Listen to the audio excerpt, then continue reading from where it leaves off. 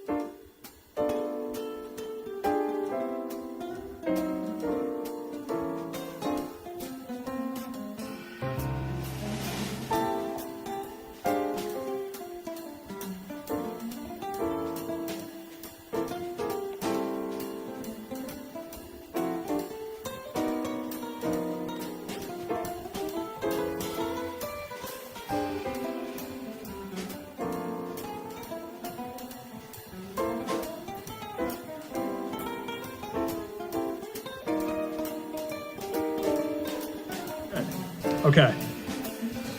All right, Mark, you're working now? It's working. I think this is a plot by President Trump to keep me from participating. Or us.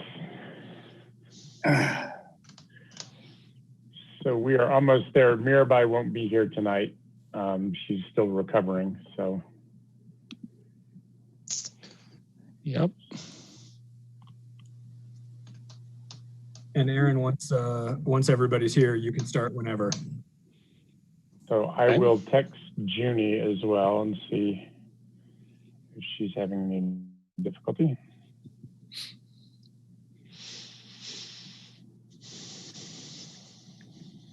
Sam, I've just sent Junie and Adam and Rachel.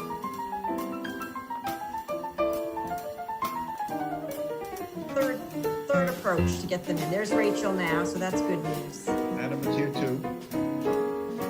Okay, so I think are we just waiting for Junie? That's right. She says that the email looks blank on her side. Okay, let me try again. Oh no, here she is. She's in now. Okay.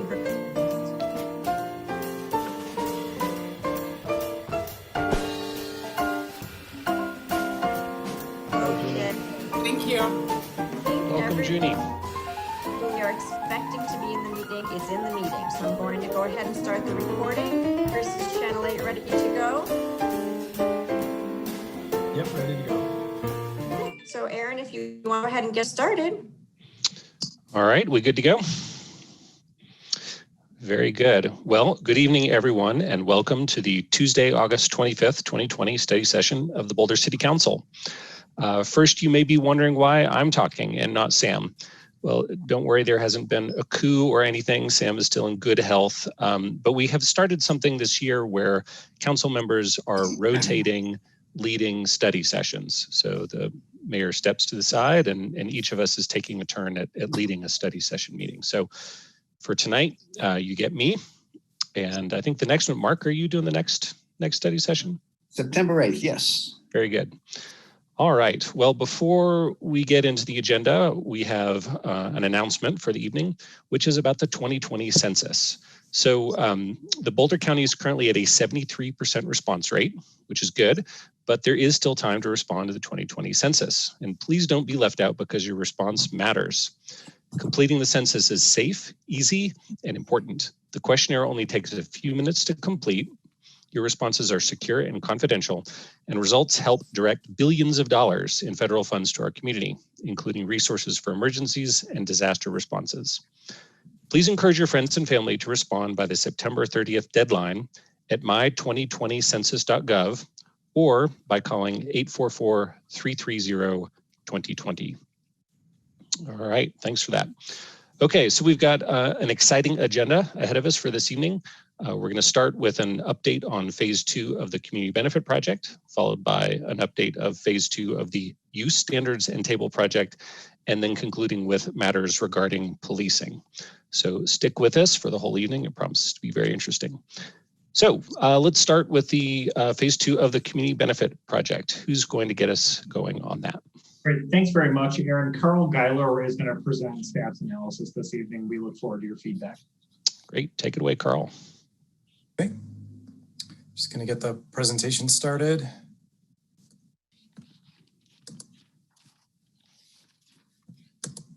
Can everyone see that? Yes. Okay. So we had a check-in with City Council in April of this year on the community benefit project. At that discussion, council members had requested that we return in Q3 to check in on this project again. So it's good timing for us since we've been part of the community engagement phase. So it allows us now to present to council some of the results of that community feedback, as well as some preliminary options that we wanted to get some feedback from the council so we can move forward with the project.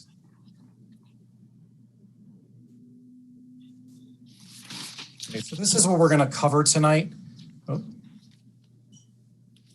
Go back a slide. A little bit of a delay. So we're just going to talk a little bit about the background of the community benefit project and then talk about what's been done, the progress that's been made in phase 2 of the project, where we've been basically trying to define the 3 community benefits that are part of phase 2 and working with stakeholders on those. We wanted to get some feedback from the council on the duration and penalty fee options that we've discussed a little bit with council in the past, as well as our approaches and updates to updating the site review criteria. So we'll talk about some of the engagement we've heard. It's been an interesting year doing everything online due to the pandemic. And then we'll conclude with the questions for council.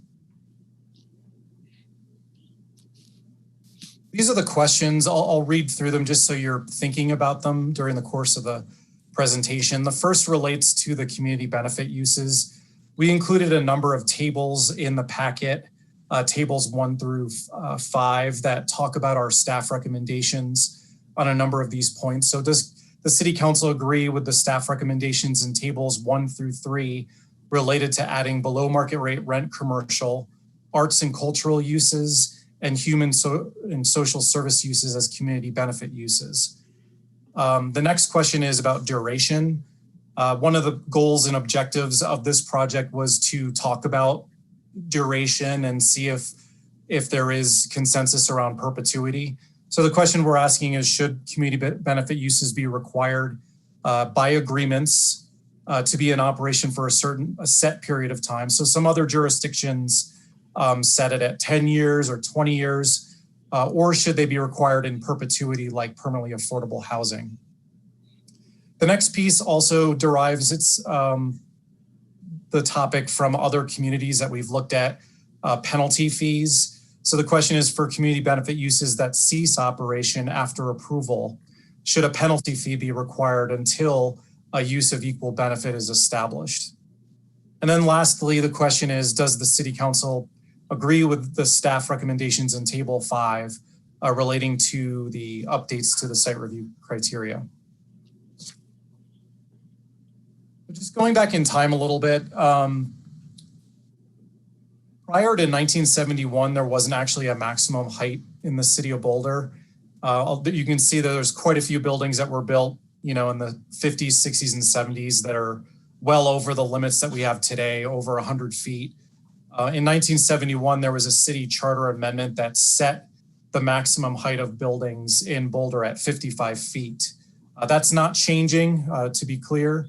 What that really gets us is really 4 and 5 story buildings. Typically a by right building is usually 2 or 3 stories. Any requests in a zoning district to go over that 2 or 3 stories, depending on how the calculation is done, would require site review and what we call a height modification. So that's something that requires planning board approval at a public hearing. That's also not changing. This is something that would still be the purview of planning board and still could be called up by City Council. We did see a lot of buildings going up after the Great Recession. They were all coming up out of the ground at the same time. That caused some concern. So that led to a ordinance being put in effect by council in 2015 that limited height modifications to specific areas of the city, which this is the old map shown on the screen, the areas in red, generally areas that were under some sort of area plan or had design guidelines where you were allowed to come in with a height modification. And then the concerns related to height translated to the update to the Boulder Valley Comprehensive Plan. If you recall, community benefit's been a discussion for quite a while now, but prior to 2017, it wasn't really applied to any site review projects. It was really only a component of annexations. So when the comp plan was updated in 2017, it included some new policies that set the expectation that for any projects that add additional intensity or floor area or height, that in return, there might be an expectation for some community benefit, and even listed some of the things that we should be looking at. So we had commenced this project in 2018 after those policies went into effect. And we had a study session with council at that time where we went into a lot of detail on the goals and objectives of the project, the range of community benefits to look at. And we also looked at a number of peer communities. So ultimately, the project was split into 2 phases. Phase 1 was adopted by council in October of last year. I'll talk a little bit more about that on another slide. So in general, what this slide is showing is that, the building in blue on the left would be considered a by right building, wouldn't have any additional associated community benefit with it. But with this particular project, the list shows that if this were to move forward with all the community benefits that we're looking at, there would be basically 4 community benefit options added to the code. And there'd be an expectation that some of these uses would be in a building that has a 4th or a 5th story. And again, this still would require planning board review and approval for any kind of height modification. So going into a little bit more of the detail of phase 1, this basically shows that anything that's above the height limit that's in a 4th or a 5th story, or any floor area that's above a floor area ratio limit of a zone, would be considered bonus floor area. So the way the code is written is that there's additional requirements that kick in for those areas above the height limit or above the floor area. So phase 1 was really focused on permanently affordable housing. We had an economic consultant that we're still working with to look at a number of projects and looking around town and where this could be an incentive. So we basically went by their recommendations that for the area that's by right, we have our standard 25% of the number of units would have to be permanently affordable. For the bonus floor area, that increases to 36%. So there's also an in lieu fee option that was allowed through that. And as well as the commercial linkage fee. So if they were doing a commercial building, anything that's bonus floor area would have to be 43% more than a by right option. So the other thing that was a component of that ordinance was updates to the Appendix J map. So you can see on the right, the map was updated to include the RH3 zoning districts on Arapahoe and the frontage road. And it also added the Alpine Balsam site. It also put a sunset date on the map of May 31st, 2021. So our goal has been to try to complete this project by that end date. So moving into phase 2, we've really been focusing on defining the 3 community benefit uses as part of this. Again, these would be additional options to permanently affordable housing. The nexus between these particular uses is just the high rents that exist in Boulder that have been driving some businesses out of Boulder. So like we did with the restrictive covenant on the 30 Pearl project, we'd be looking at some sort of requirement that would lower the lease rate by a certain percentage of the market rate to make these spaces more affordable to these particular uses. So again, we're working with the economic consultant to advise on that. Obviously, we're not in a great year to provide a trial period for phase 1 and not necessarily a good year to evaluate the economics given the downturn. What our economist, Kaiser Marston Associates, has recommended is that we use the pre-2020 assumptions that were used in phase 1, just so we're doing an apples to apples comparison. And also looking at what would be equivalent to the permanently affordable housing that was adopted through phase 1 so that people aren't always, deferring to the easiest or cheapest option. Their recommendation is that we do that apples to apples kind of comparison and then reassess after a certain period of time. And we may need to adjust the numbers to react to whatever the outcome of the economic downturn is. So another component of the project is working on the site review criteria. These are linked. If you recall, when we did phase 1, the changes that added the community benefit for permanently affordables in the site review criteria and the land use intensity modifications. So we're also just looking at how can we make the site review criteria better. There's been some criticisms about the process. So we're looking at trying to create more consistency with comprehensive plan policies through updates, try to get more high quality design outcomes, improve the clarity, simplicity, and predictability of the site review process. And also looking deeper into view protection. This has been something that's been somewhat vague in site reviews, and that perhaps we should maybe borrow from the form-based code and making that more specific. We've spent a lot of time looking at the criteria internally and also talking to folks externally about what updates could be made. So we do have some suggestions that we've been trying to get feedback on. We've been looking at trying to emphasize key policies in the site review criteria rather than just having a blanket statement that it is consistent with all comprehensive planning policies on balance, which obviously adds some unpredictability to projects. We're recommending that the criteria be reorganized in a top-down approach. So kind of starting high level with policy things that should be considered and working down through site design and then to more detailed things like the building design, the facades of buildings. There's a fair amount of redundancy in the site review criteria that can be removed. I mean, the criteria are like 7 pages long and there's a lot of statements that repeat through different sections that we think can be consolidated. There's also some sections that are unnecessarily complicated or actually don't get used at all that we are thinking about removing and replacing with the community benefit standards. To add more predictability, we're also looking at maybe borrowing some things that make sense from the form-based code and putting them into the site review criteria to have more of a black and white kind of prescriptive standard rather than what we have in the site review today. So along those lines, we've been looking at some of the things that were implemented through the form-based code, like limiting building length, looking at other bulk restrictions that might be necessary to make buildings more compatible. Specific building material requirements we're looking at. For instance, in the site review criteria, it just says that the building has authentic building materials on it. The form-based code goes into a little bit more detail by having specific percentages of masonry materials or wood or stone or metal. The form-based code also protects the view of the Flatirons from the park in Boulder Junction. This has kind of set the stage for a discussion of maybe there's other areas of the city where this could be done and maybe implemented through site review. It's something that's certainly important to citizens that we've been hearing feedback on. So talking about community engagement.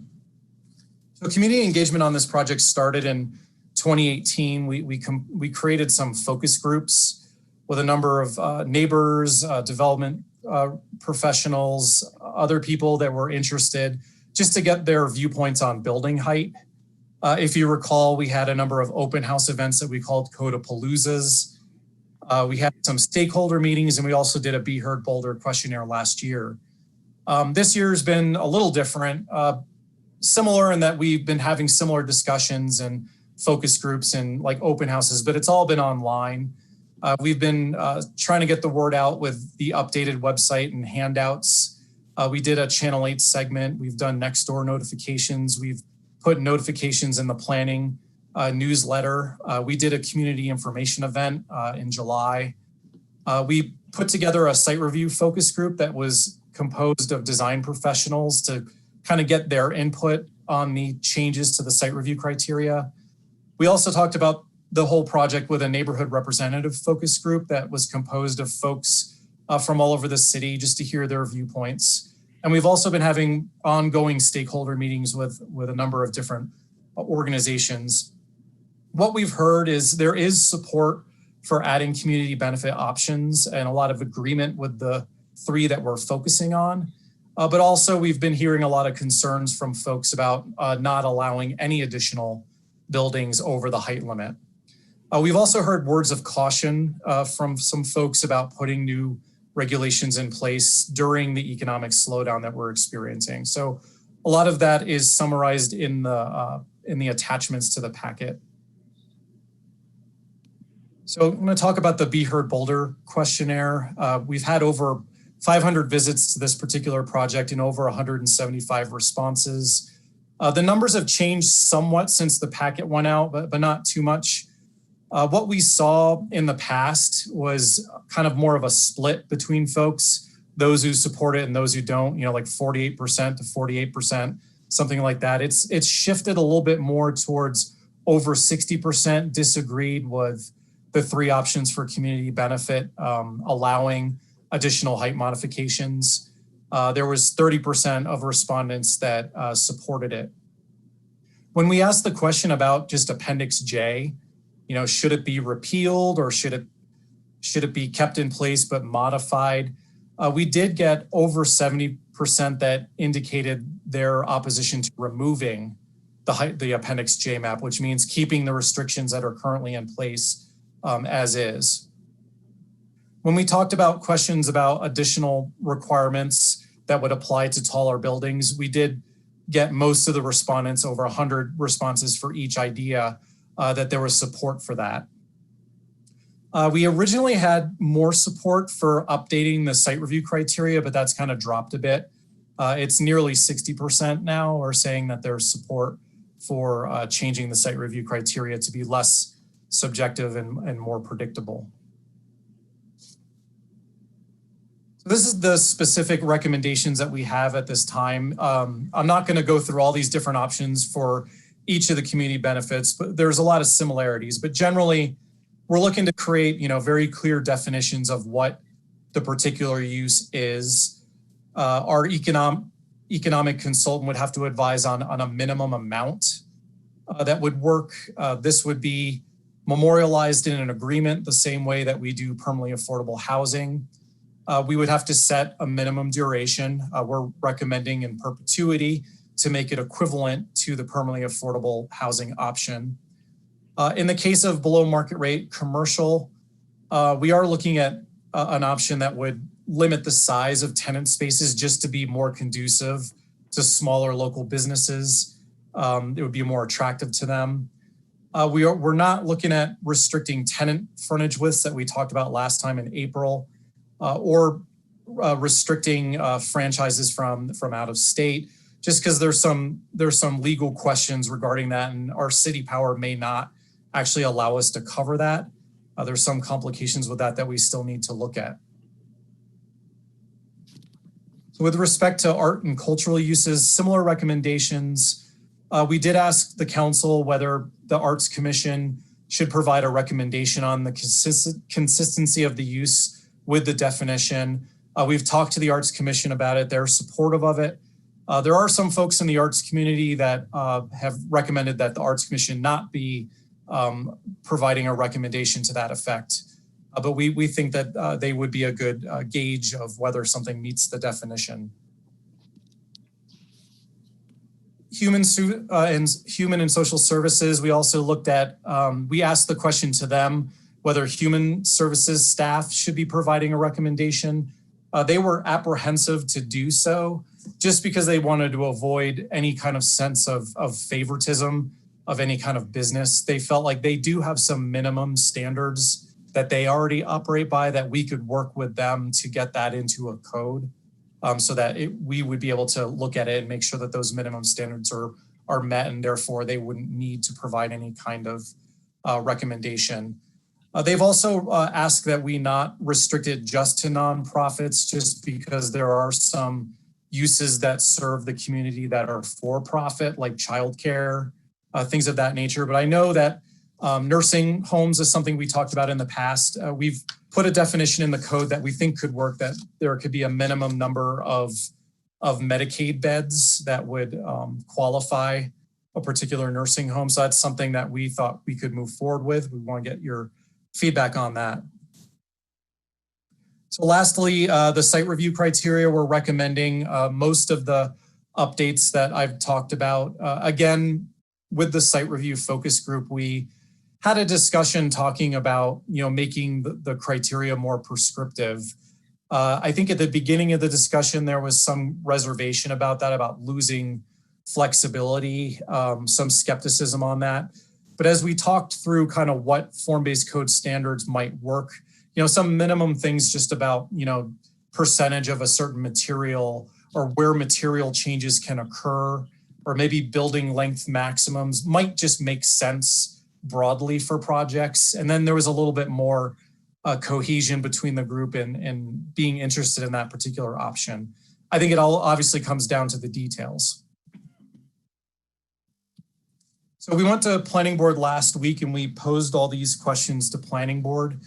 And I wanted to summarize that before we get to our questions. So when we talked about the community benefit uses, there was general support for the 3 uses, but there was some skepticism regarding below market rate commercial in the sense that it would be difficult to determine what users would go into each of those space. It wouldn't necessarily always result in a business that's of benefit to the community and may not necessarily be a local business. So there was some concern about that. When we talked about minimum duration, the board felt that perpetuity made sense to be equivalent to the permanently affordable housing. But they felt like the discussion kind of moved towards maybe in lieu fees might make sense for all these different uses. Perhaps there could be different pots where money could go into to help, arts and cultural uses or human services, or, to community vitality for affordable business. That might make sense. There was some cohesion between board members for an in lieu fee option, just like a lump sum that would basically be easier to implement. There was some support for that based on the fact that it removes the questions about duration and penalty fees. So that's something that was interesting from the board. Penalty fees, when we talked about that, there was concern that could be difficult to track.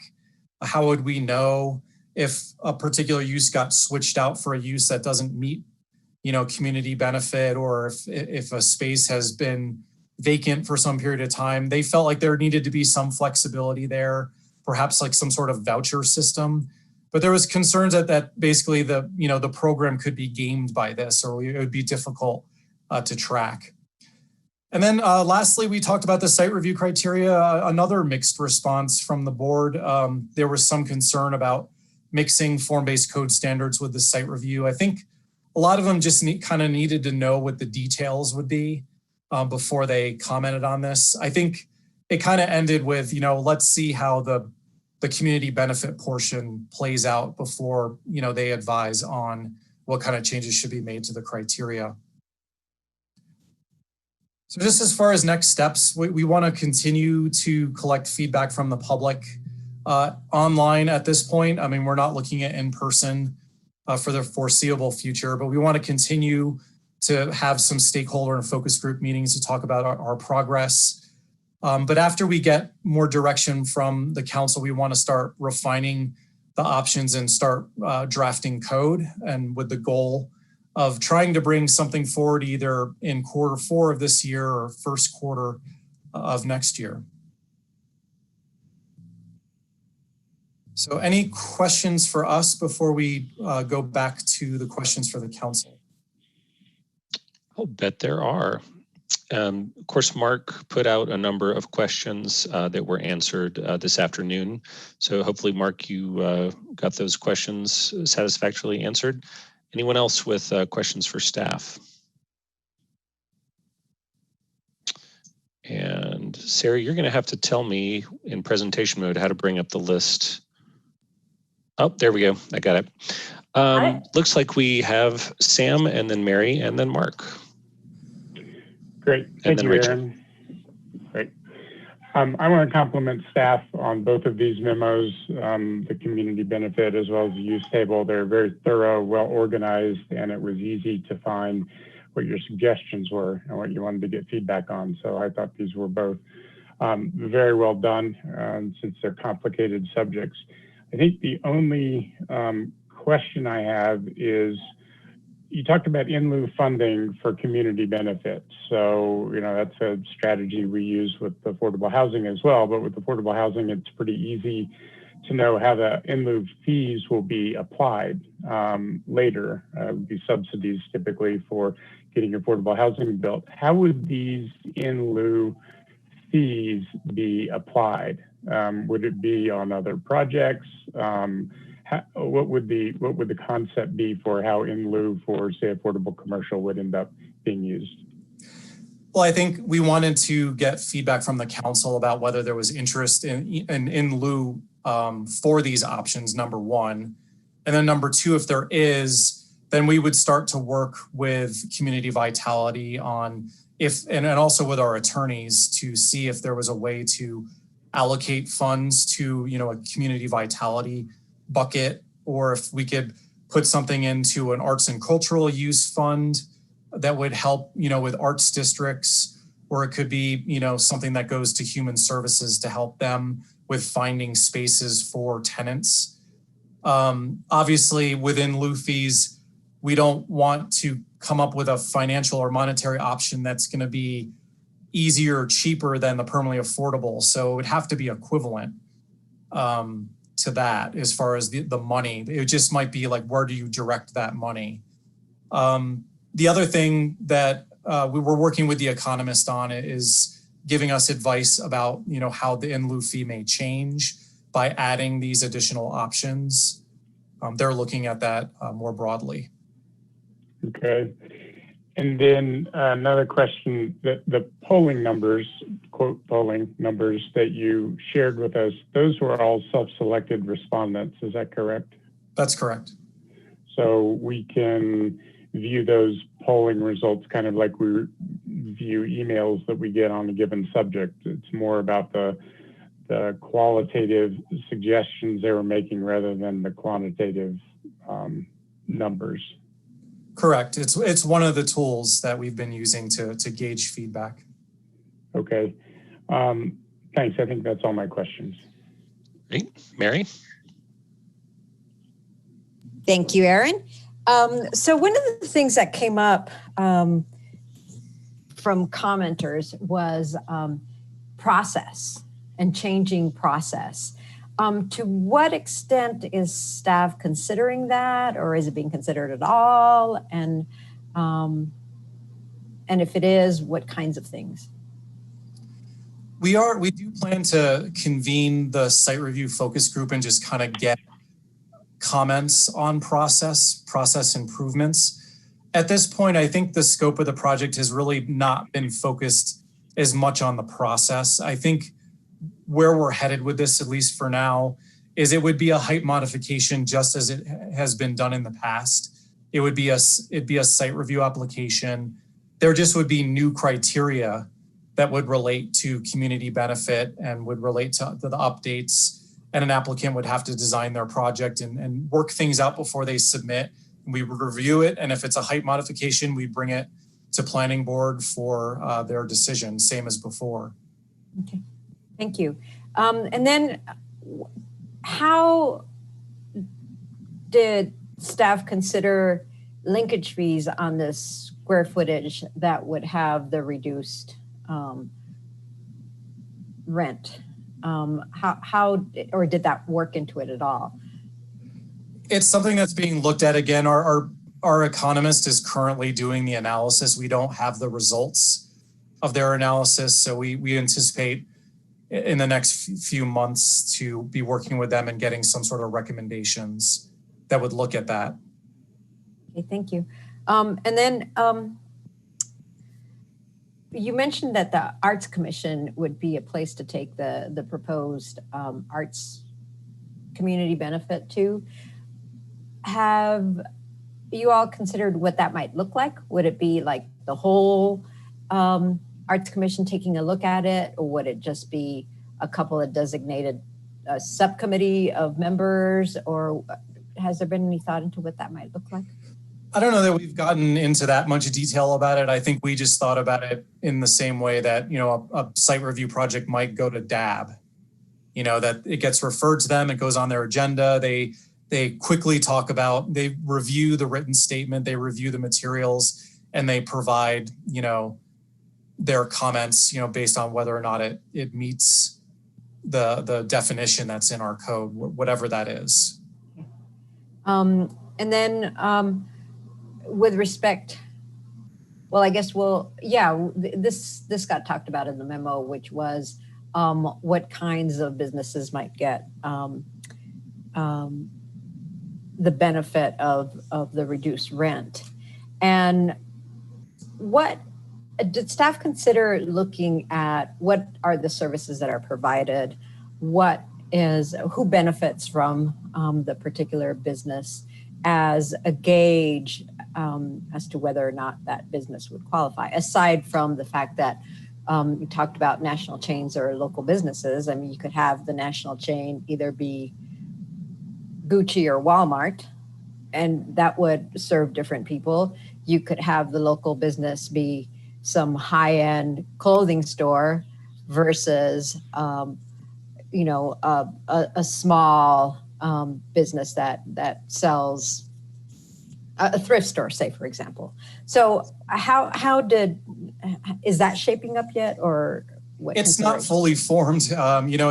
We started by looking at, the 30 Pearl restrictive covenant. So that was a voluntary agreement that had, what kind of businesses would qualify. So it listed women-owned or minority-owned or was defined as a local business. When we get into actually putting the regulations into the code, there are some challenges with that, of being too specific about that use. So that's something that we still need to look at further. I think the 30 Pearl gives us a good guide, but there's still more analysis that needs to be done on the legal side to make sure that can work in our code.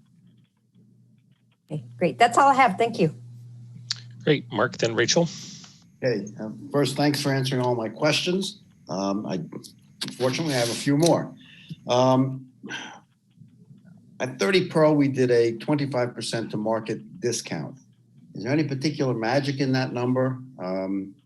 Does it have to be 75% of market? Should it be less, more?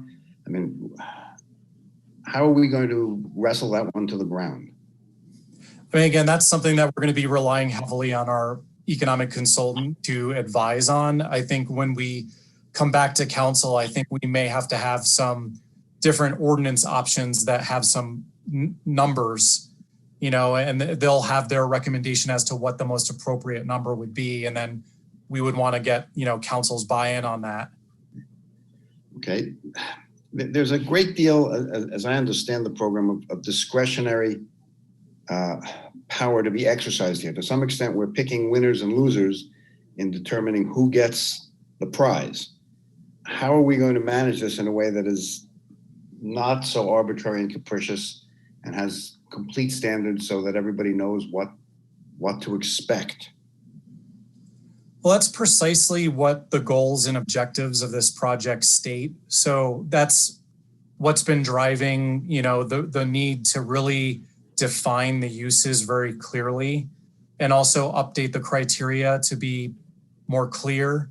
So the goal is hopefully that it'd be very straightforward to find out when an application comes in by going through their package, that it would meet those minimum definitions and would be more clean in the site review as far as how it meets those criteria.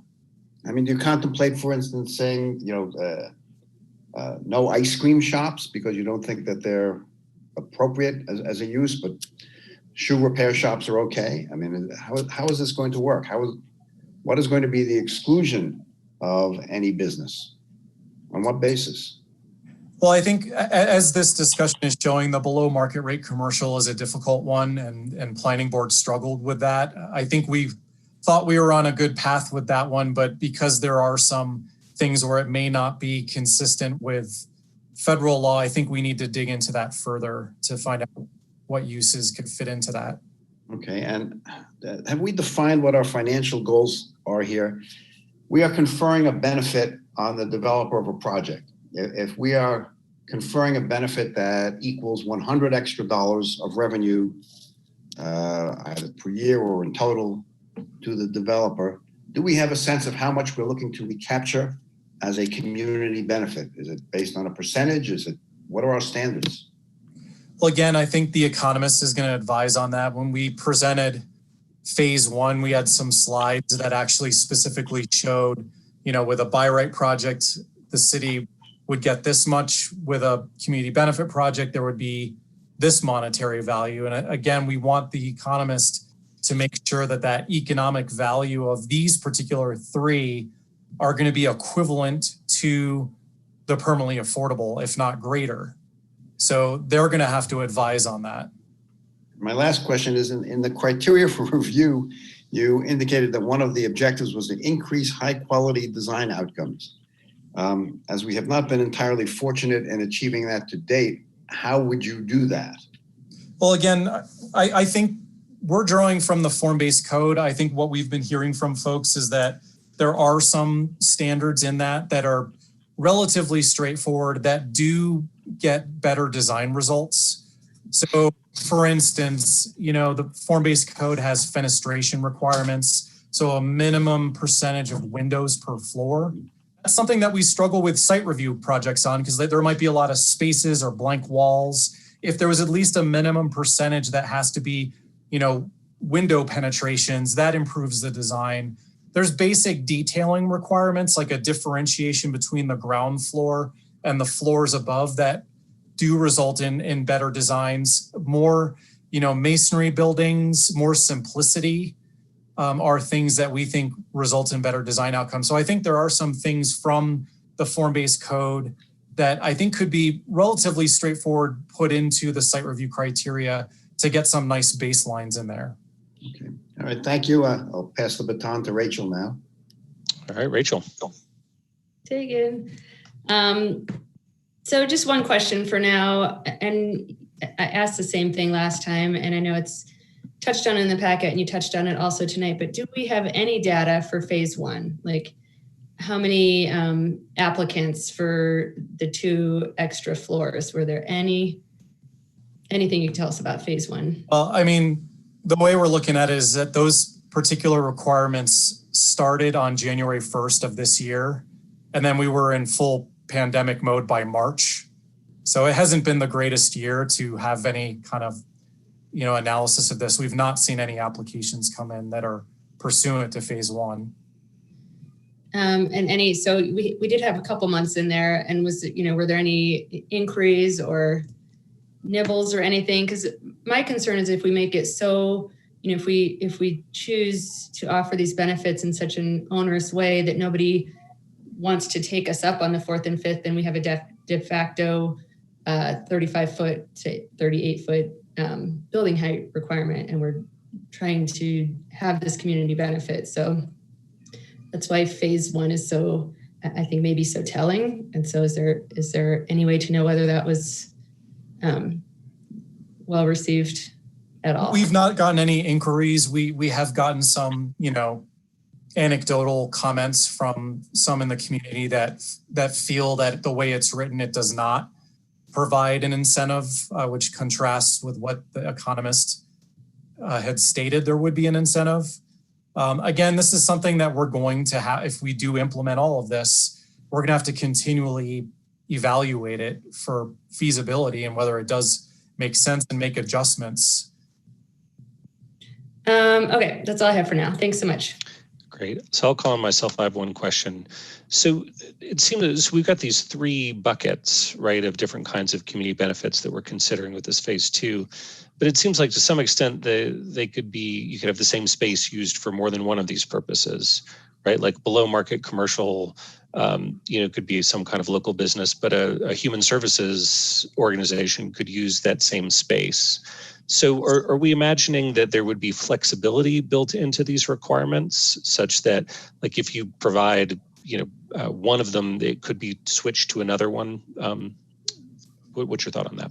I mean, that's what we would like. We've been having discussions with our economist on what our expectations are, and that there should be some level of flexibility of switching between uses. And we don't want, the economist to come back and say, well, it makes sense to have this amount for this particular use and then this larger amount for this particular type of use. And then there's not like a lot of adaptability there. So we've set that as one of our concerns and something that they should be looking at and advising us on. Great, thanks. That's good. And I'll make a comment on it since we're just talking about it, that it would be good to incorporate that flexibility into any eventual regulations such that if you're providing a 2,000 square foot office space, that it could be, potentially switched between the different types. Okay, that was my one question. Carl, do you want to bring up your questions for council? Sure. Or let me just first, did anybody else want to crack at a question? I don't see any other hands. I put my hand up. I just had one more question. Carl, Would you mind going back to, I think, 2015 and just recounting? It was briefly mentioned in here, but I believe the discussion we had at that time was that we would put in the Appendix J. We didn't call it that back then, but just outside of the areas with some kind of area plan, we put in the moratorium on going above 35 feet. And then there was a vote that council took at some point after that, which was not to make that permanent, but to continue with what I believe was the original discussion, which was put it in place until we had community benefit definition and then lift it. Could you just recount that? Because I've forgotten some of it. Sure. So when the Appendix J map was adopted in 2015, it had a sunset date. I think it was 2017 originally, and then it was extended to 2020.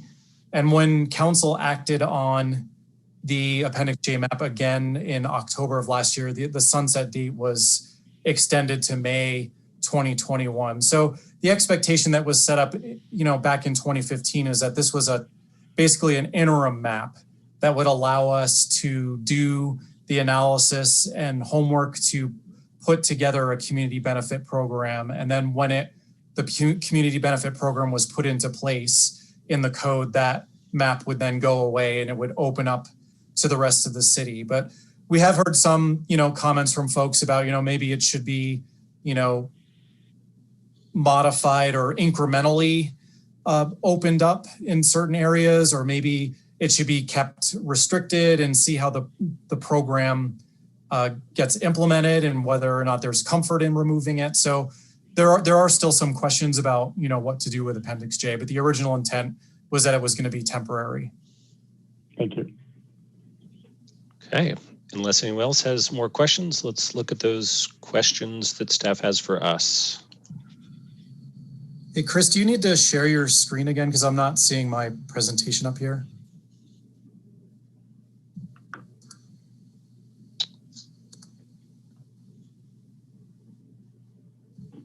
Oh, here.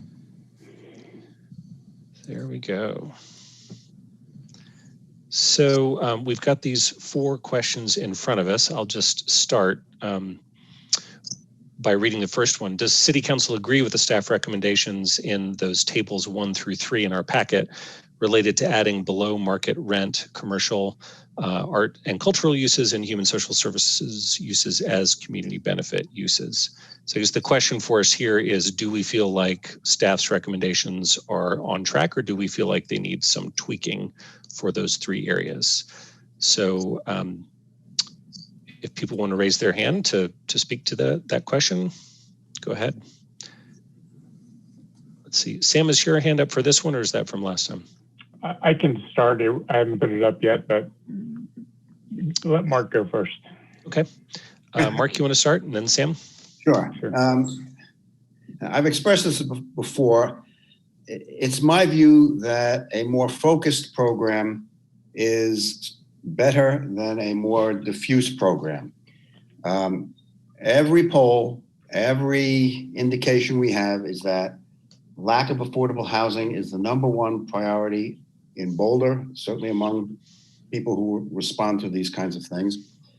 And a more broadly based program will serve to decrease the amount of affordable housing that we are going to be producing through a program of this type. I want to emphasize, this is not that I don't think that affordable commercial housing is bad. It's not that I don't support arts and cultural uses and human and social services uses, but that the highest priority that we have is housing. And it seems to me that it's most appropriate to give away a little bit of extra floor area and height in exchange for our #1 need. We do this quite frequently, where we tend to dilute the mission to try to accommodate more needs of the community, but our greatest need is affordable housing. So I don't understand why we would be wanting to take away from the production of affordable housing, either through on-site or cash in lieu fees, and make this much more complex, and it seems to me more arbitrary system that will again foster a good deal of gaming on the part of developers. And so my view of this is I would prefer that if we would proceed, that we would be proceeding with a very focused housing-oriented program. And again, it's not to say that the other goals are not important and cannot be supported, but the highest goal we have in this town is to meet our affordability standards, and this will detract from that. Thank you. Okay, so Mark, to be clear, then you would just not pursue this any further, would be your... Oh, I would pursue the community benefit program, but I would want to do it on the basis of housing. And you know, there are other aspects of this that could be, you know, the program could be tweaked. We can look at a better site review process, you know, better criteria and more certain standards. But to me, the benefit that we should be extracting from developers who want to add a floor or two of residential space should be residential space. Sorry, I should have been a little more clear with my question. So the phase one process is done, right? So we have the community benefit for affordable housing written into the code already. I would leave it there. So you would just leave it there for community benefit. Yes. Okay, thanks for clarifying. Sam, you want to go next? Yeah, and I'll address that same point, and I'll disagree with Mark in the sense that we already address affordable housing as kind of the entry price for building anything in Boulder. If you build housing, you have to have 25% affordable if your development project is residential. If you do commercial, we have a linkage fee, and that commercial linkage fee was adopted specifically to support affordable housing, as brought in on the order of $5 million so far since we put that in place. So that's been a success. So the way I look at this is we have made affordable housing an absolute, you know, supporting affordable housing with new development, a requirement of any development. It is just, you can't do development without supporting affordable housing. More is better. So I'm glad we did phase one the way we did, but I think there are other needs in the city as well. The reason that the affordable commercial became a part of 30 Pearl is because we had been lobbied by several different groups about how we could create more affordable commercial space. I do agree that that is a more complex subject. I would be tempted to start with a focus on nonprofits. I do take the comment from Housing and Human Services and social services that there are other for-profit services that can support human needs, but at least for the affordable commercial, it might be easiest to start with something like nonprofits as a requirement. But on the whole, I would like to see this continue, because I believe the 3 identified uses are also high needs in Boulder, and because every development will support affordable housing, and we have, like, that's the floor, that's the expectation to even do development, then having choices, I agree that I hope the economist makes it hard to game the system, but I think these other uses are valuable. And I think in answer to the rest of the questions, so I would continue with that. I would like to see Community Vitality provide recommendations. And then I don't know about restrictions on size and width or national franchises, but I do think we should consider seriously the type of businesses, and I think nonprofits is kind of front and center with having real difficulty finding space in Boulder. So those are my thoughts on the first question. Thanks, Aaron. Thanks, Sam. We've got Bob, then Mary, then Adam, then Rachel. Yeah, I'm going to agree with Sam on this. I think we do need to move into phase one and not pause on phase two. I think if all we do is focus on affordable housing, which is great, and as Sam did a great job of summarizing all the ways we support affordable housing, but I think if that's all we do, we're going to wake up 10 years from now and have nothing but really high-end market rate commercial and affordable housing, and that's it. And the affordable housing part of it's great, but we're going to squeeze out our arts and cultural users, and our human services and social services users. I agree with Mark that we have to be very, very careful that we don't game this so that the developer picks the lowest cost option. And this is going to require a very, very delicate balance, and we're probably not going to get it right the first time. But to figure out what that kind of point of inflection is between where the developer is kind of agnostic between does he build affordable housing or does he do some below market rate commercial, or does he do something for culture and the arts or social services? I think that's really going to be the test here. And like I said, we'll probably get it wrong the first time, and we'll have to be tweaking it over the coming years. But I think if we just simply abandon those uses, we're going to end up with a city that's going to have nothing but very, very expensive commercial space and affordable housing and nothing else. And I don't think that's what we want. Thanks, Bob. Mary?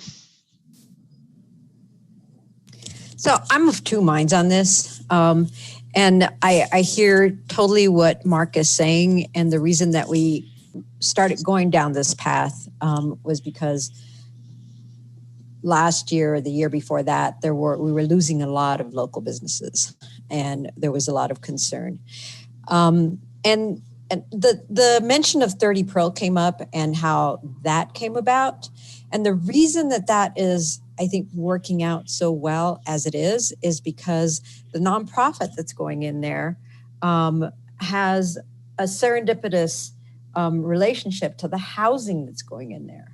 So the housing is permanent supportive housing, and the nonprofit serves folks that can use permanent supportive housing. So I think that's perhaps the way maybe to approach it, is when there is a relationship like that between the business that's going in there and the proximity of the housing of the folks that are going in there, and whether or not they are in the affordable housing.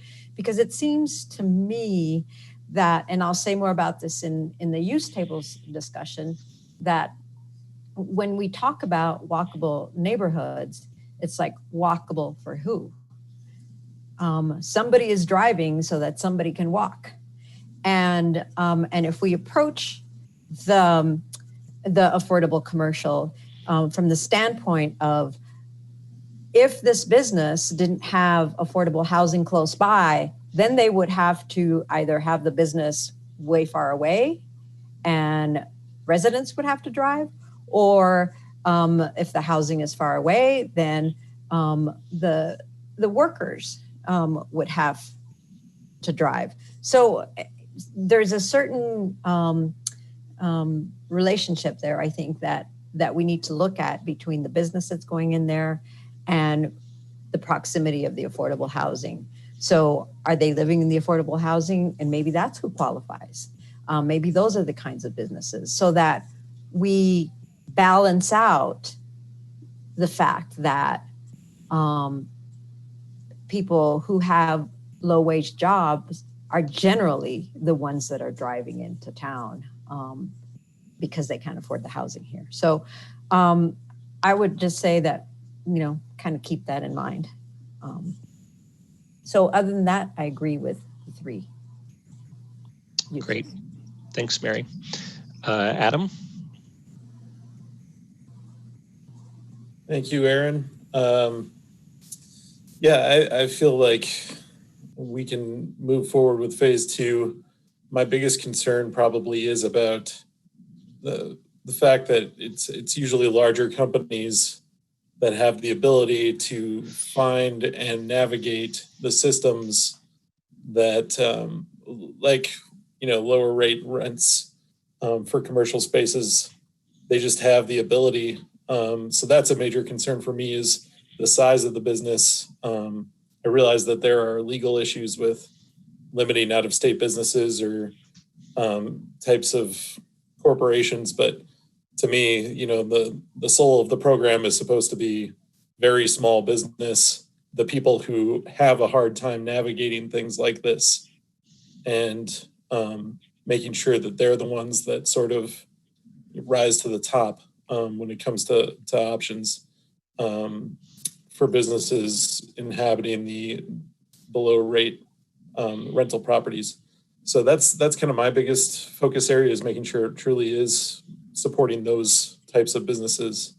Because I'd hate to see stuff happen like we saw with the CARES Act, where it was rather large corporations that ended up getting a bunch of small business loans, which, is completely defeats the purpose. So that's my biggest sort of red flag. Thanks, Adam. Rachel, and then Junie, and then I'll finish up. All right, thanks. A couple of things. So to answer number one, yes, I favor us going forward and agree with the staff rec. But I'm going to come back to, I think it needs to be done in such a way that red tape is really minimized and it's not so onerous that we're doing this in name only, and that we are taking pains to ensure that the way that this is offered is a product that developers would actually use, because otherwise we're not getting the community benefit. And I think we all want the community benefit. So I think we need to keep that front and center. On the issue or question of national chains, I could see where that could be valuable for a couple of reasons. Number one, like if I, think of like low-cost grocery stores, say they would be an affordable shopping option for people living there, a walkable, affordable way to get your food. And I think that is not, I don't have the data on that. I think it could be helpful. So I don't want to nix that without knowing more information and more data on who might be helped if national chains can go in, especially if to some degree we are coupling this with nearby affordable housing. Second, just reflecting, I think it was last week or a couple weeks ago, we heard about how our tax base was hit more than nearby, like the L's, because we don't have any big box stores here. And so maybe there is some value in having a place in Boulder that people obviously want to shop at, because people from here, I think we're going to the nearby towns to do that shopping. So I think we can, and none of that is to diminish that I support space being made available and affordable for our small businesses, but also just noting there may be value in the other category as well. And then to the point of, if I followed Mary accurately, like tethering the community benefit to the occupants of housing, or I think if I heard that is maybe what was being said, and would just caution that it's not always going to be a benefit to have an employee either living or coming to work, like tying everything together. Having worked for a nonprofit that provided services to people with disabilities, there is sometimes you can be too close and you can be seen as like overstepping or sort of not giving people space, and there can be some ripple effects that we may not be thinking, but the employee might not want to be right on top of their employer when they go to bed at night, or the individuals being served might also not want to be completely tethered to the organization that's providing the services. That's all I got. Thanks. Okay, thanks, Rachel. Junie?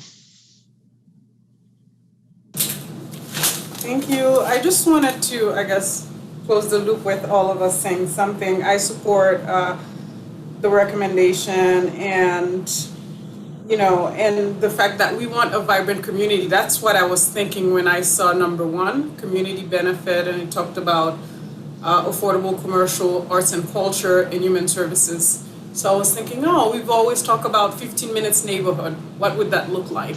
So I thought that's a great idea to have a balance between these two. And I do understand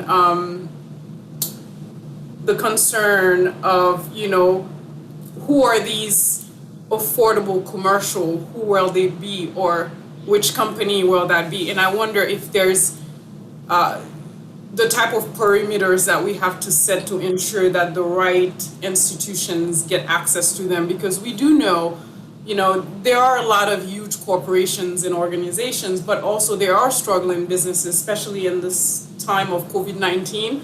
We have to think of these small organizations or even people who are thinking of opening new businesses, and we have to create those opportunities for them. So I think this is great, and I support this idea of a vibrant community that is very balanced. So I think this is great. Thanks, Jeannie. I'll just wrap up just by saying I do also agree that we should move forward with these three items, that affordable space for our local businesses and space for nonprofits and human services and for arts and culture are critically needed in this community. And we lose small businesses and arts organizations and other people that this would be designed to serve on a regular basis from our town. So I do definitely support moving forward with this. People have made a lot of great comments. You know, one theme that I thought I heard coming out of that was that how we write the criteria for who can apply and who gets accepted into these spaces is going to be a really critically important part of this program. So I think that's where a lot of whether it becomes a very successful program or doesn't work so well will depend in a great deal on how this criteria are written. So that's something we want to be really careful with, but also maybe to have some flexibility around so that we can have some of that maybe that's written into an ordinance that would be require council action to change, but maybe some bits that we have flexibility for our staff to tweak as necessary. So that's something to think carefully about as we move into writing ordinances about this. And I'll just echo what Rachel said. You know, that we need to make sure that these are programs that are actually feasible for people to include in their projects, because otherwise we won't get the community benefit that we're hoping to get from the program. Let's see, Mark, looks like you want to have another word in here. Well, yes, obviously it's the will of council that we should proceed with phase 2 and not narrow it, and in which case I'd like to express some support for Sam's comment about focusing on non-for-profits, at least at an initial stage. I have a great deal of discomfort with some of the potential users of this kind of space. I hate to see a sophisticated financial services firm taking advantage of the program when an arts user might be foreclosed. So I think that would be a good way of focusing it, at least initially, to see how it works. Okay, thanks for that. All right, so the next question is minimum duration. So staff has recommended that these programs be required to be in perpetuity and not have a shorter time frame. Does anyone disagree with that recommendation? Let's see. Mary, did you want to say something? No, I just want to show that I did not disagree. Okay, great. Good. Well, it sounds like we got agreement on that. And then the next bit was the penalty fee. Staff is recommending that if a development is not complying with these requirements for some period of time, that there be a penalty fee assessed. Does anyone want to disagree with that or offer a comment on that? Sam, I see you've got a hand up. Yep. My comment is that some of the earlier discussion I agreed with about having the flexibility to change the use, so if it was to go, for instance, from affordable commercial to some kind of human services space, I think we should be flexible to that. So I think there should be a penalty fee if the community benefit goes away. That's kind of one of the things that started this whole conversation in the first place, is how do we make sure that we get what is promised? And so, yes, I think penalty fees are a good idea if the benefit goes away entirely, but I do want us to be flexible enough that, it can evolve over time, still providing community benefit, but maybe changing its form. That's all. Good point, thanks. Mark and then Junie.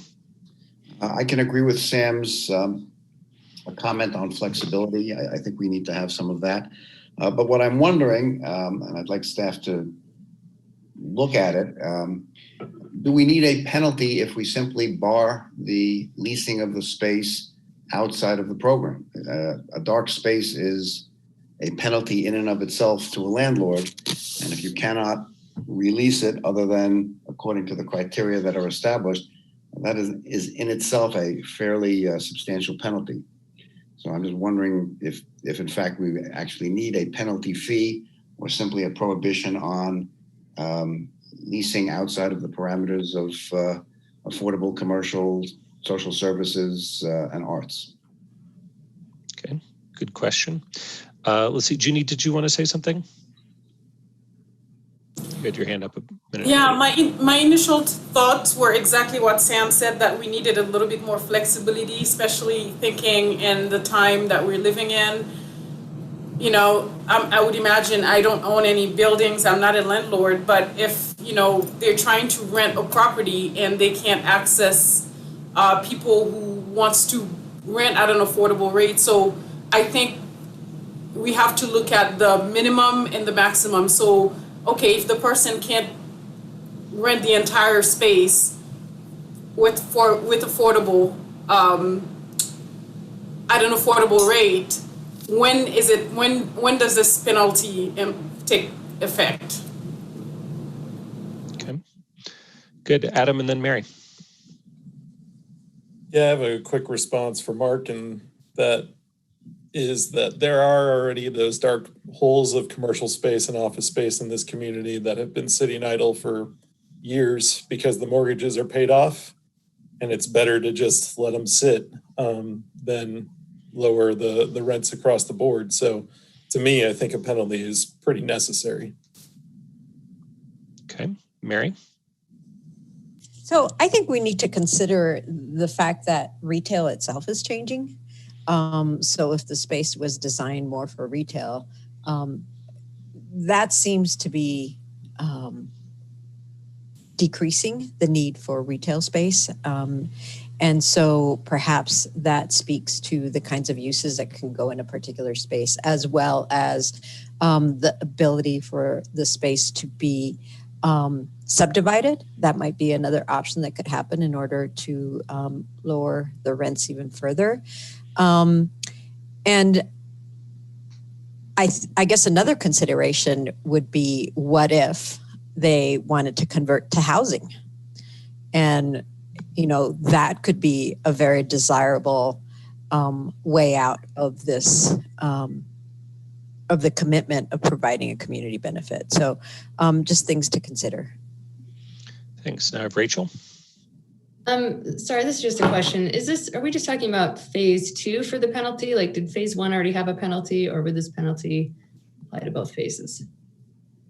I think this mostly applies to phase 2. I think our housing already has provisions for, you know, it's once you build housing, it's less likely that that's not being used as housing. You know, there's a lot of demand for it. So I don't know that it pertains to phase 1 like this. Okay, thanks.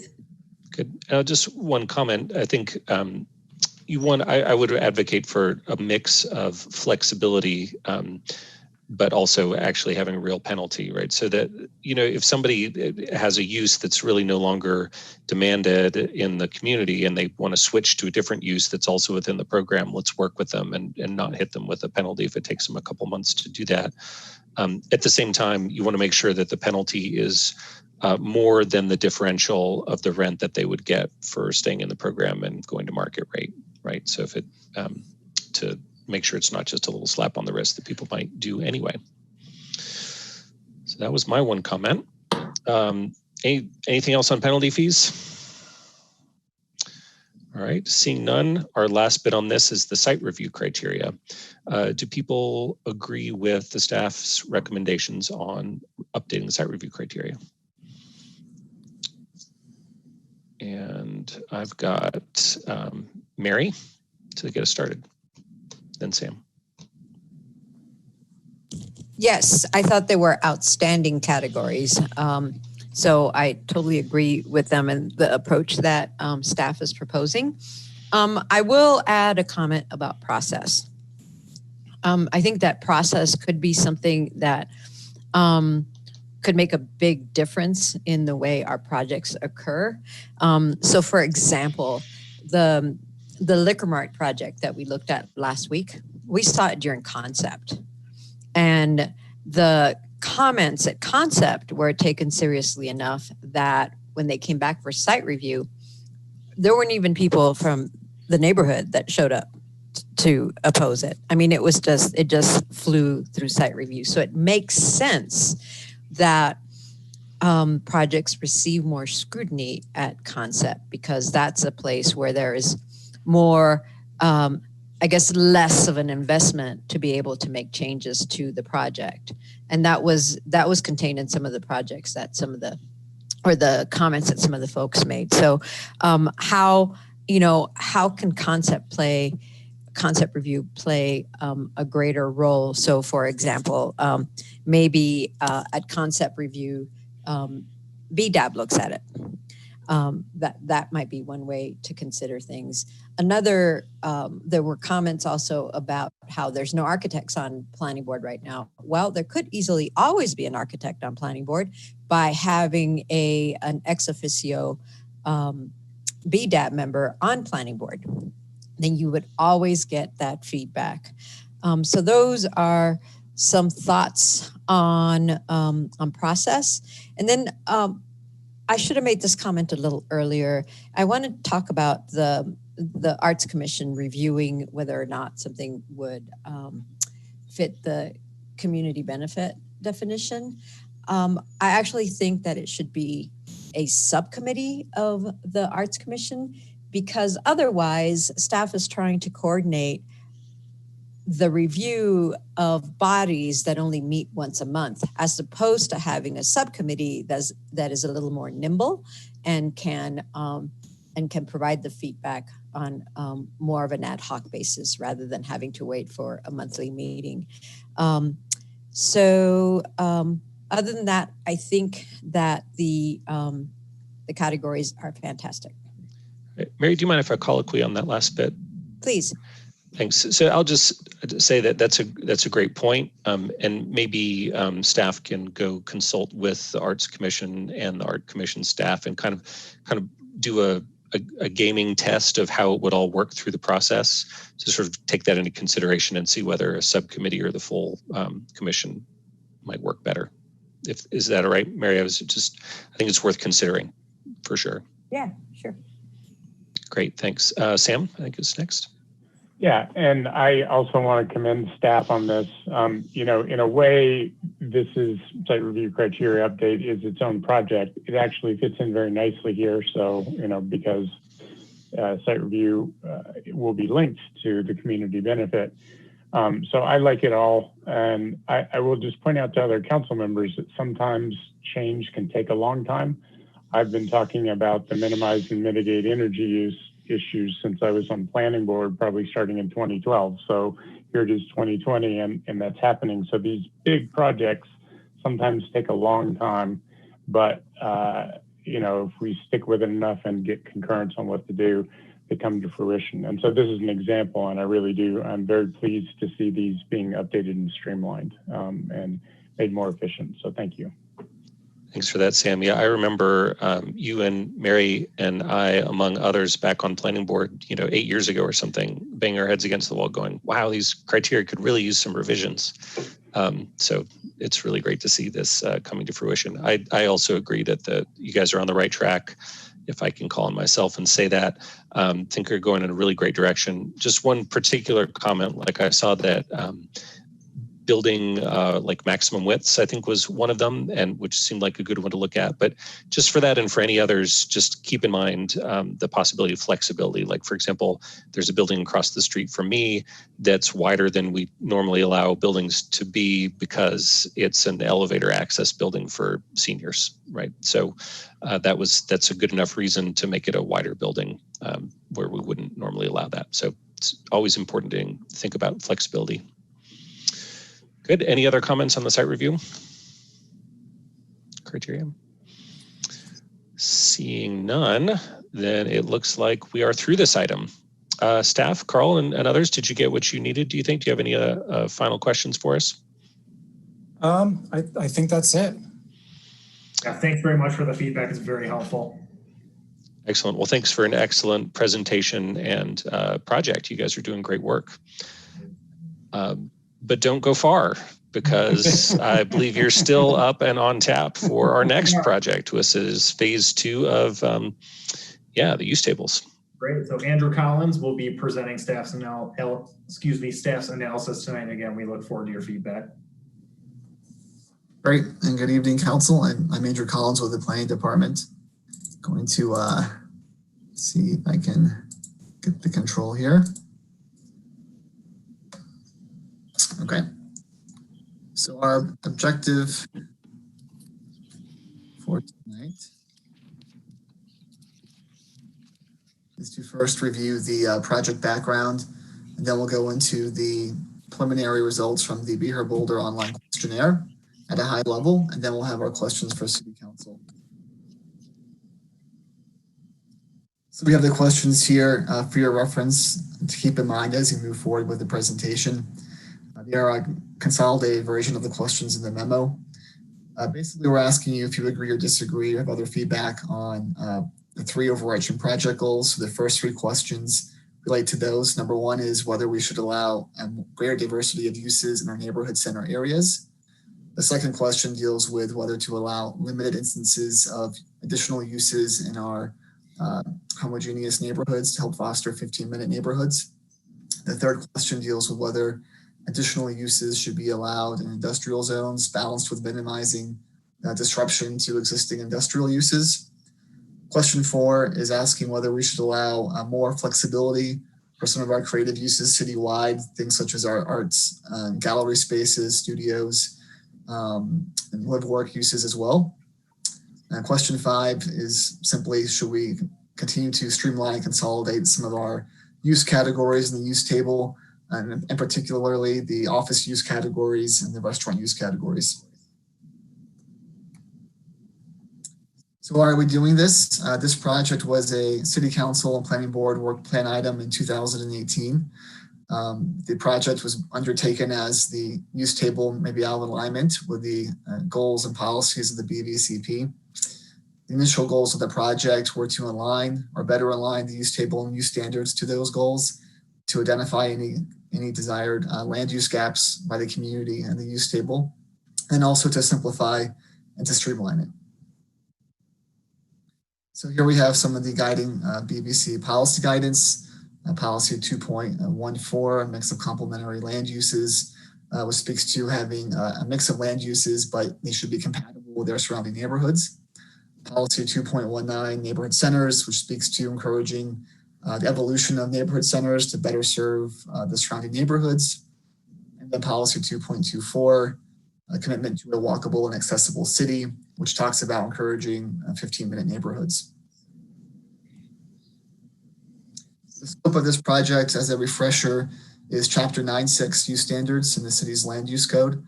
So this is a section of the code which tells us which land uses are either allowed, so you can get your permit by right, or which may be conditional use. These are uses that have a few criteria that need administrative review. Also, which uses may be a limited use. This was a new category we put in as part of phase 1 of this project, where a use could be allowed by right up to a certain limitation. So for instance, our L1 category says that the use has to be located above the ground floor. Otherwise, that use would require a use review, or it could be a prohibited use. And so our uses are the ones that require the discretionary review approval and has additional standards they must meet. And then of course, our prohibited uses.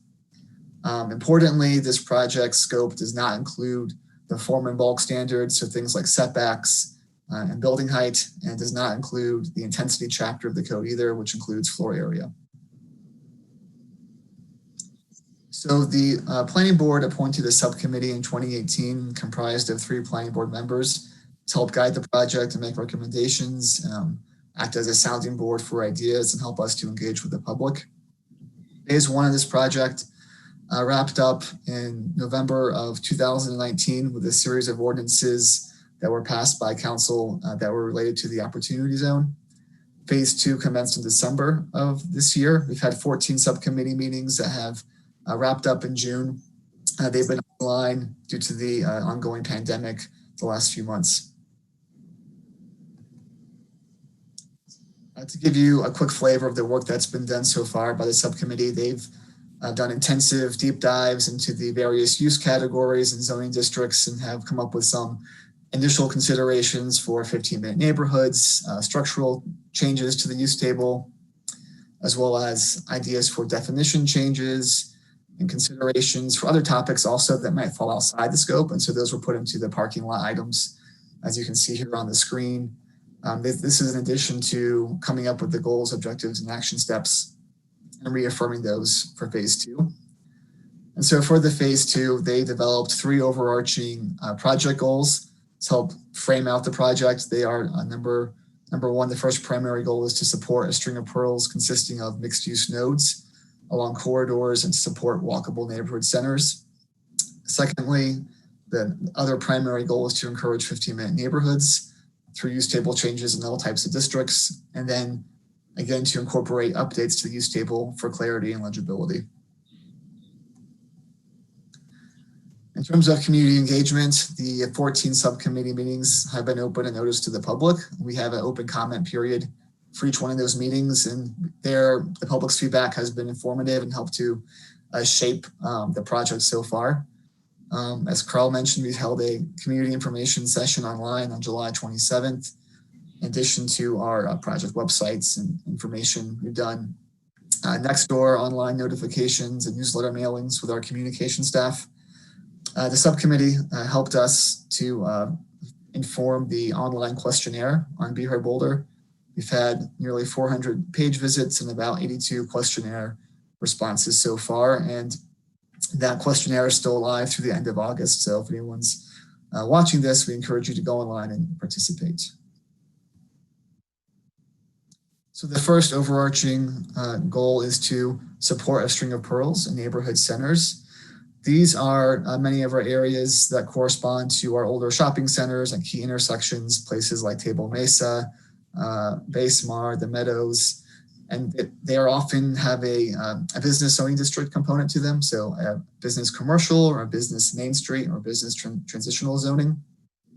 And the subcommittee first talked about the idea of a string of pearls, which was conceptualized in the 90s in terms of a series of small neighborhood centers along North Broadway. And so this project is taking that idea and broadening it out to encompass all the neighborhood centers that are defined in the BBCP comp plan. So the map on the right-hand side of your screen, the dark blue circles are those neighborhood center areas. And we have a couple more examples of these locations. So the Gun Barrel one, near Spine and Lookout, would be a newer example of a newer neighborhood center. The ideas discussed with the subcommittee is that they felt the evolution of these areas, they should be human scale, they should be walkable, and have a more diverse mix of uses that were allowed to better serve the surrounding neighborhoods. And also they felt like having some gathering space could be important. So what we've heard so far, based upon the Be Heard Boulder survey, is that the respondents, about 75%, indicated they would be open to use standard changes that would encourage a greater mix of uses in these neighborhood center areas.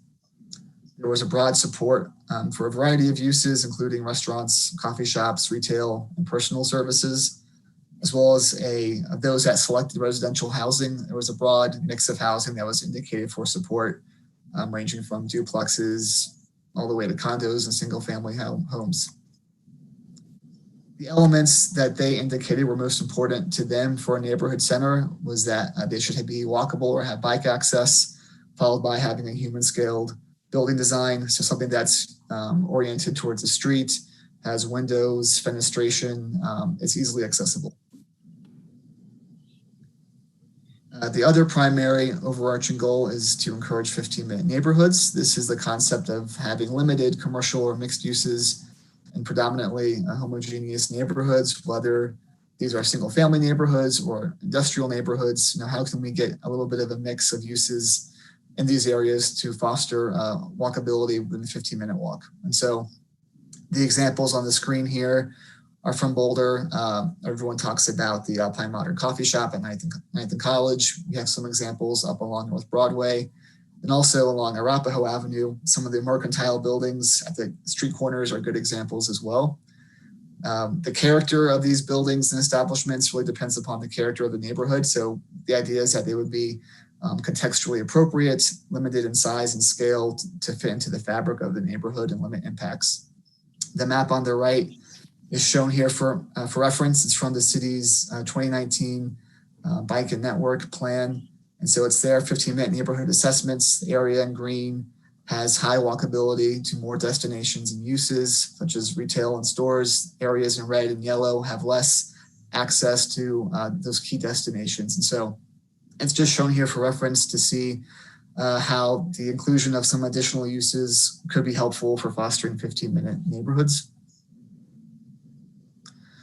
The subcommittee talked about a variety of different uses under this concept, and particularly the idea of having small-scale grocers or hardware stores, personal services, live workspaces allowed not just in the industrial zones, but perhaps in other areas of the city. So places where people, the shopkeeper could live and work in the same premises.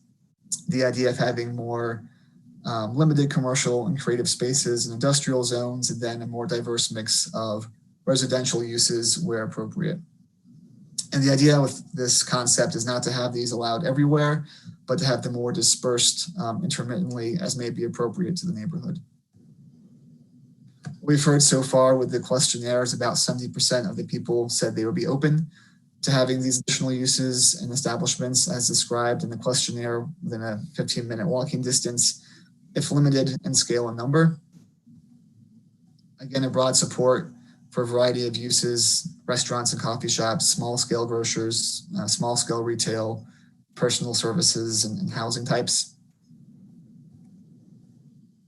We asked the question whether there should be additional zoning restrictions on these newer 15-minute neighborhood uses. There was mixed sentiments. About 40% of the respondents said yes, there should be. A third said maybe, and about 29% said no, there should not be any additional restrictions. There was the most support, however, for requiring additional bike parking, limiting vehicular parking in order to encourage, again, that walking and biking access, as well as limiting the size of the establishments and limiting their location to multimodal corridors. About 65% of the respondents said they agreed that the city should allow more flexibility for live work uses, artist studios, galleries, and small-scale performance venues citywide. Then a majority of respondents agreed that we should consider allowing additional uses, residential, retail, restaurants specifically, in the light industrial areas. The final primary goal of the project, again, is to incorporate updates to the use table itself to help streamline it. And particularly the office use categories. We have 6 or so, which can be an issue for the development community and staff alike. We have to change out and do change of use applications, which take up time for some of these overlapping office use categories and definitions. So the idea is to help simplify those down to a lesser number. Then also to take a look at just cleaning up the restaurant use categories, which are kind of numerous in the use table itself. So again, we've had about 60% of respondents were open to these ideas of streamlining the similar use categories, and similar number of respondents were open to specifically consolidating the number of office use categories down to a lower number.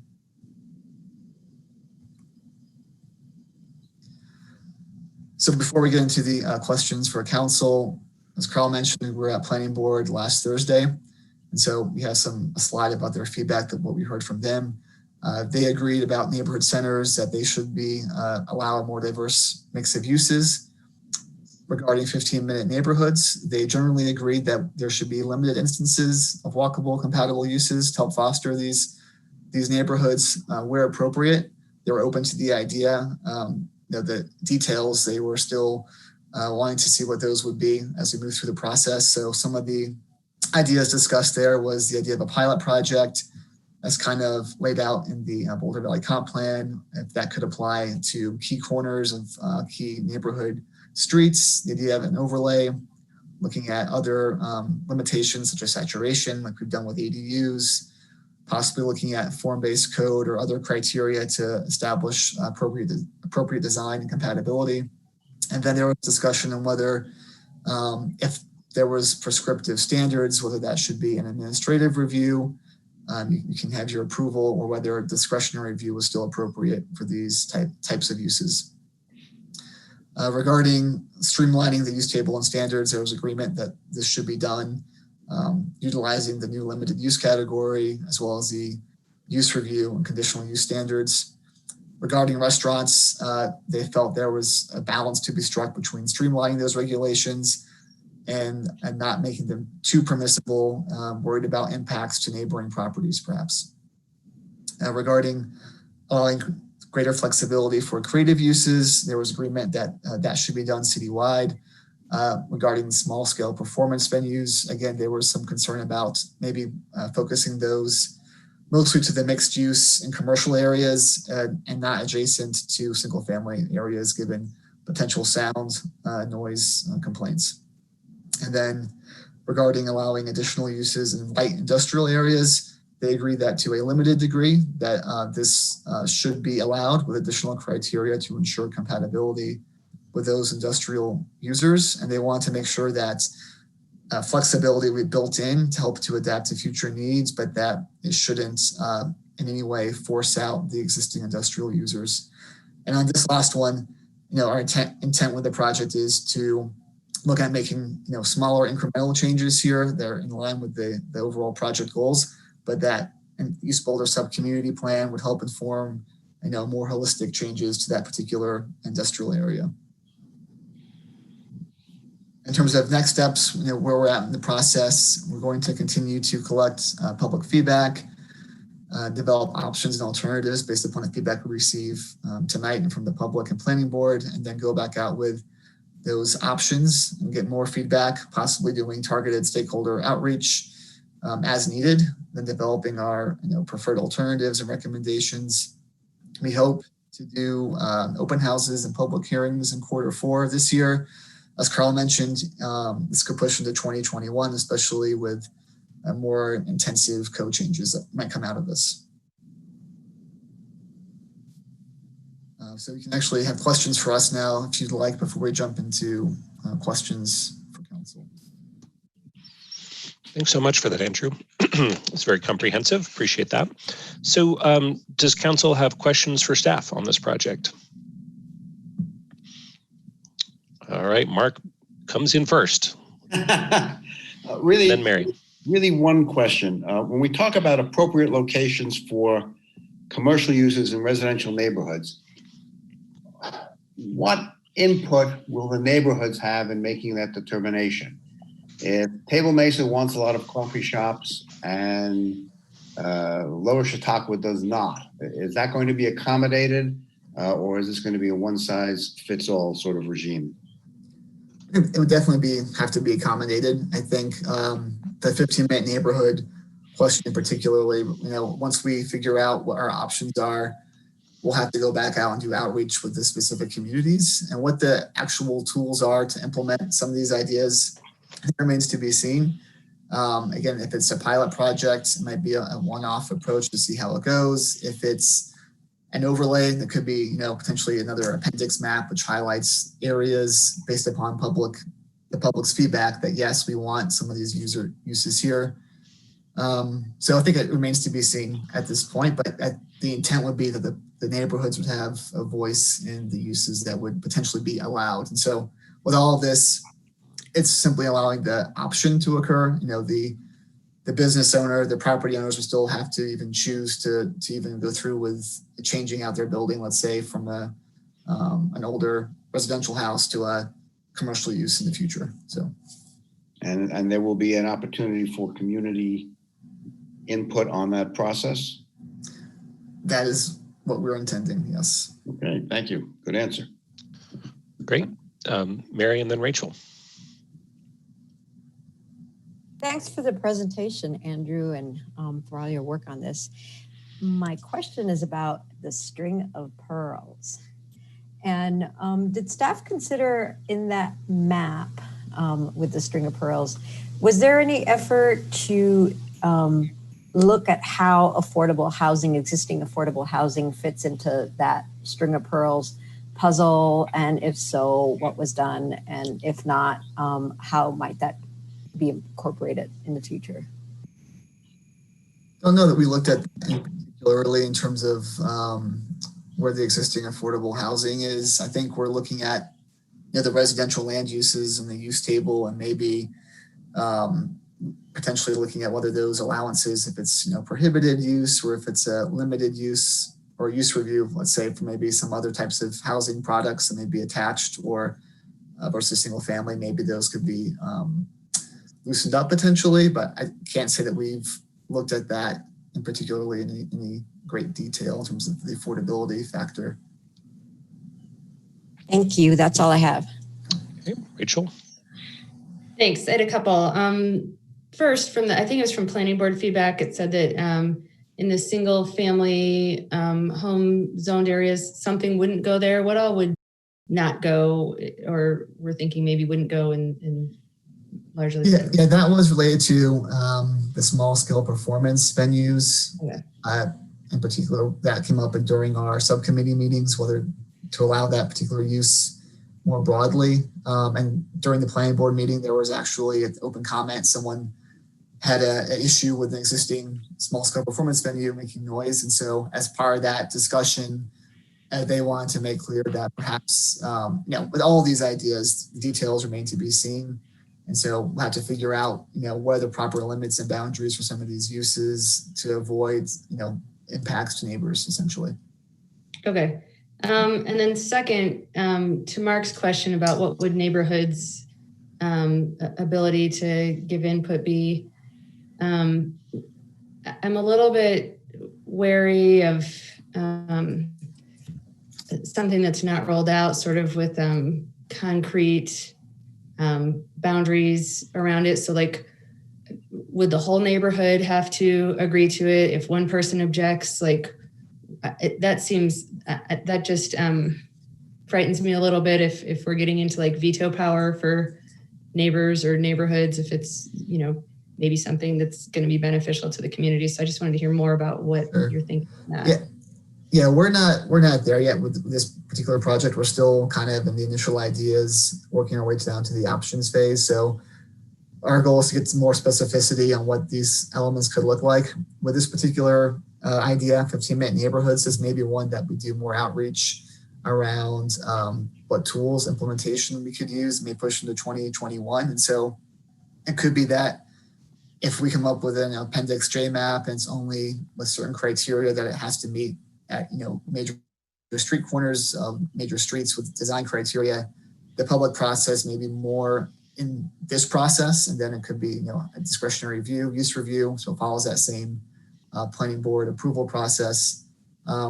We haven't thought about, I don't think yet, the specifics, but hope to get there kind of soon. So all right, and then last thing, like when I visualize my own 15-minute walkable neighborhood, at least from my part of the neighborhood, you're usually walking on Thunderbird, and there's a lot of, it's very unattractive, and there's a lot of vehicle emissions, sort of, you're breathing it in as you walk. So I just wondered, like, along with creating walkable neighborhoods, are we looking at all at creating corridors or pathways that are going to make people more want to walk? Because at least in some neighborhoods, there's you don't necessarily want to get the noise pollution, the vehicle pollution, and it's ugly. So. Yeah, I think that would be an ideal for maybe perhaps other projects. I think the scope of this project really is just looking at the chapter 9.6, what uses are allowed or conditionally allowed. I think it dovetails in, certainly. I know the transportation group has been looking at their bike and network plan, their 15-minute neighborhoods assessments.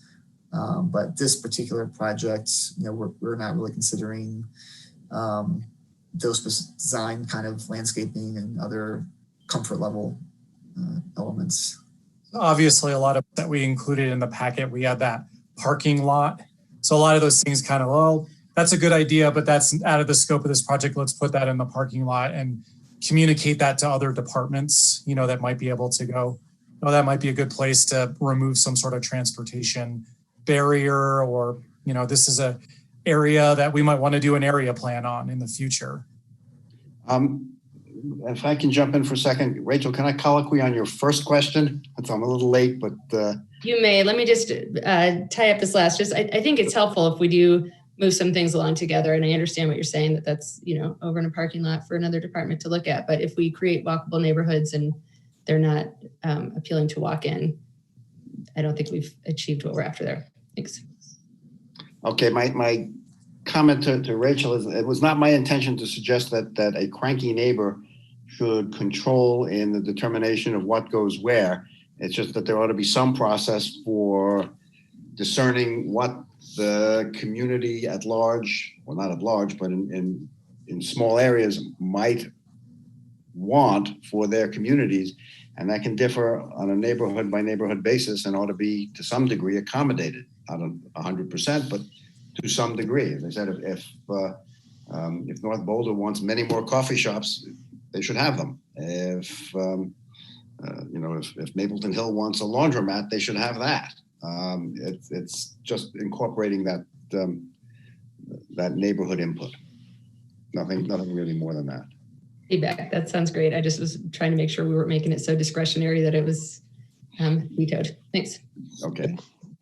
Fair enough. I had one question, which was for the industrial zone changes. Did you have a particular list of zones that you were considering targeting with that, or is it all industrial zones?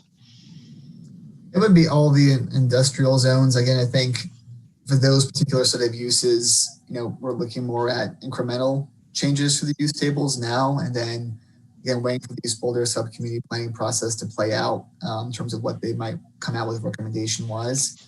I believe all uses were on the table, all zoning districts were on the table. Okay. The city. No, thanks for clarifying, because I think in the presentation it said light industrial zones, but it sounds like it might be all of them, which I think is good. Okay, great. Any other questions for staff? Adam, you got your hand up. Thanks, Aaron. Yeah, mine is a follow-up to yours. It seems when we're talking about zoning changes a lot, light industrial does come up pretty frequently. And I'm wondering, since that's something that we've wanted to also protect, but it seems like we're also trying to open it up a little bit more. At some point, I'd love to see, what the trend has been in the total area of light industrial that we've had in the city and what's sort of happening in that, because at some point we may have no light industrial, and I think that does have an important role in the city as far as providing some jobs that aren't high tech, which seems to be the majority of what we have coming into the city. So that's just one concern, sort of looking in the longer view for me. Okay, fair enough. Any other questions for staff? All right, seeing none, if we can get those questions for council up, please. We can go back to the simplified version. Yeah, that was well there. There we go. Okay, so I think we can take these one by one, probably. They are, I think, a little bit different from each other. So, and I think, staff has a particular direction. So I think maybe council can offer up comments about that or ways in which we think the direction should be changed in each of these. But I think if we think they're on track, we probably don't need to talk a whole bunch about it. But feel free to say whatever you want to say. So let's start with this first one. Should we allow a greater diversity of uses in the neighborhood center areas to better serve, I lost that word, community needs? Thoughts on this one? Mark is in the lead again. To me, this is the low-hanging fruit. I mean, we don't even know what the vibrance of neighborhood centers will look like in a post-COVID era. It seems perfectly appropriate to look at those spaces and try to reimagine them in a way that's better for our community in terms of different uses, housing, et cetera. So to me, this one is easy. Great. Sam and then Mary. Yeah, and I generally agree with that. I mean, the neighborhood centers are nodes, and they're very important nodes for the surrounding residential. The one thing I would comment is a lot of these are BC1 and BC2, business commercial zones, and one of the bullet points in the staff memo was a question about office uses. And it seems to me like we've kind of run that down. In our BC 1 and 2 conversation, we had lots and lots of discussion about offices, and we came up with rules that we eventually adopted. So I guess one comment I would make is that I would pull the office use out of here, because I think, or at least out of BC 1 and BC 2 conversation, because I think we spent a lot of time getting a handle on that and coming up with something that worked across the whole community. So I would de-emphasize straight office uses, and I would focus on, the community serving, whether it's retail or coffee shops or bike shops or, many, many different things. I just would de-emphasize office because there's lots of spaces for that, and maybe these aren't the best space. And I think we've run that one to ground. So that was my only comment on number 1. Thanks, Sam. Mary, and then Adam. So I'm going to kind of respond to questions 1, 2, and 3 in kind of to hopefully help us think more broadly about how we approach this. So we talk about restaurants and coffee shops and retail and personal services. A lot of those businesses produce low-paying jobs. So, it's walkable for whom, and that's kind of my question: is who is going to be served by the walkability? And if somebody can't afford to live in these neighborhoods, they're probably going to be driving. So that's the reason that I was asking about affordable housing, and if that was included in the string of pearls.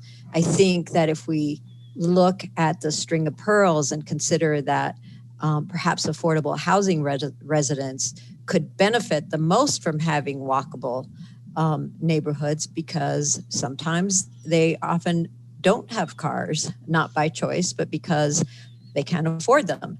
So, and sometimes they may be the ones that are working in these places. So I would, to the extent that we can think about that and think a little more holistically about, okay, so who's going to be walking to this and who's going to be driving to this, and how can we minimize that driving by finding synergies between what is there and what could be there. So that's kind of my comment. Other than that, I do think that yes, and yes for all 3 of those, but thinking more broadly about walkable for whom, and who can benefit the most from access to these uses. Thanks, Mary. Great points. Adam? Yeah, I'm actually here to second both of those points. Sam, I think, made a great point. I remember I wasn't on council yet, but I was sitting through that meeting where you guys drilled down office space about as far down as you possibly could. So I think that doesn't necessarily have to be in here. And to Mary's point, when you look at the map of walkable neighborhoods, the green areas are not exactly where our current affordable housing is condensed right now, that's for sure. So trying to incorporate as much of that affordable housing in the walkable neighborhoods makes absolute sense. It's just a really, really excellent point. Yeah, I'll call on myself and agree with those points as well. Although, Adam, I will note that one of the green areas is up in my part of town at the north edge of town, where there is actually a fair amount of affordable housing. And you sometimes will see folks walking from the neighborhood to jobs in the local retail commercial areas.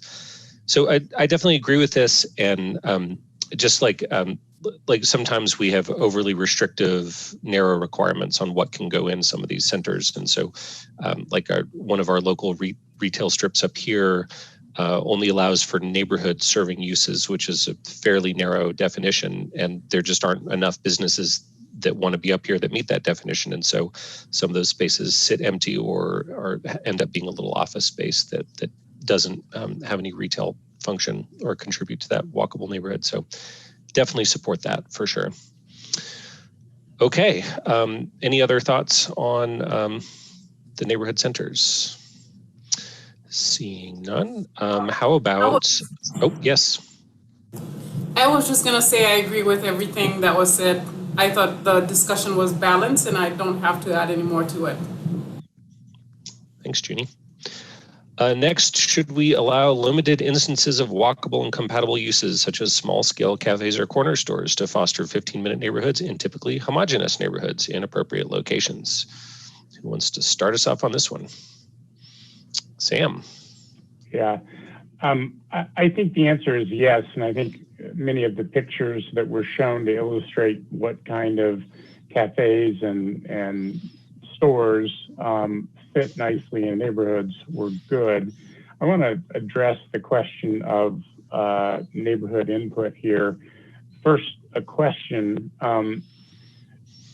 What level of review was staff imagining for this kind of change of use? So imagine that it's a residential use that proposes to change to a small scale cafe in an RL1 district. How would that be handled? What would the review process look like?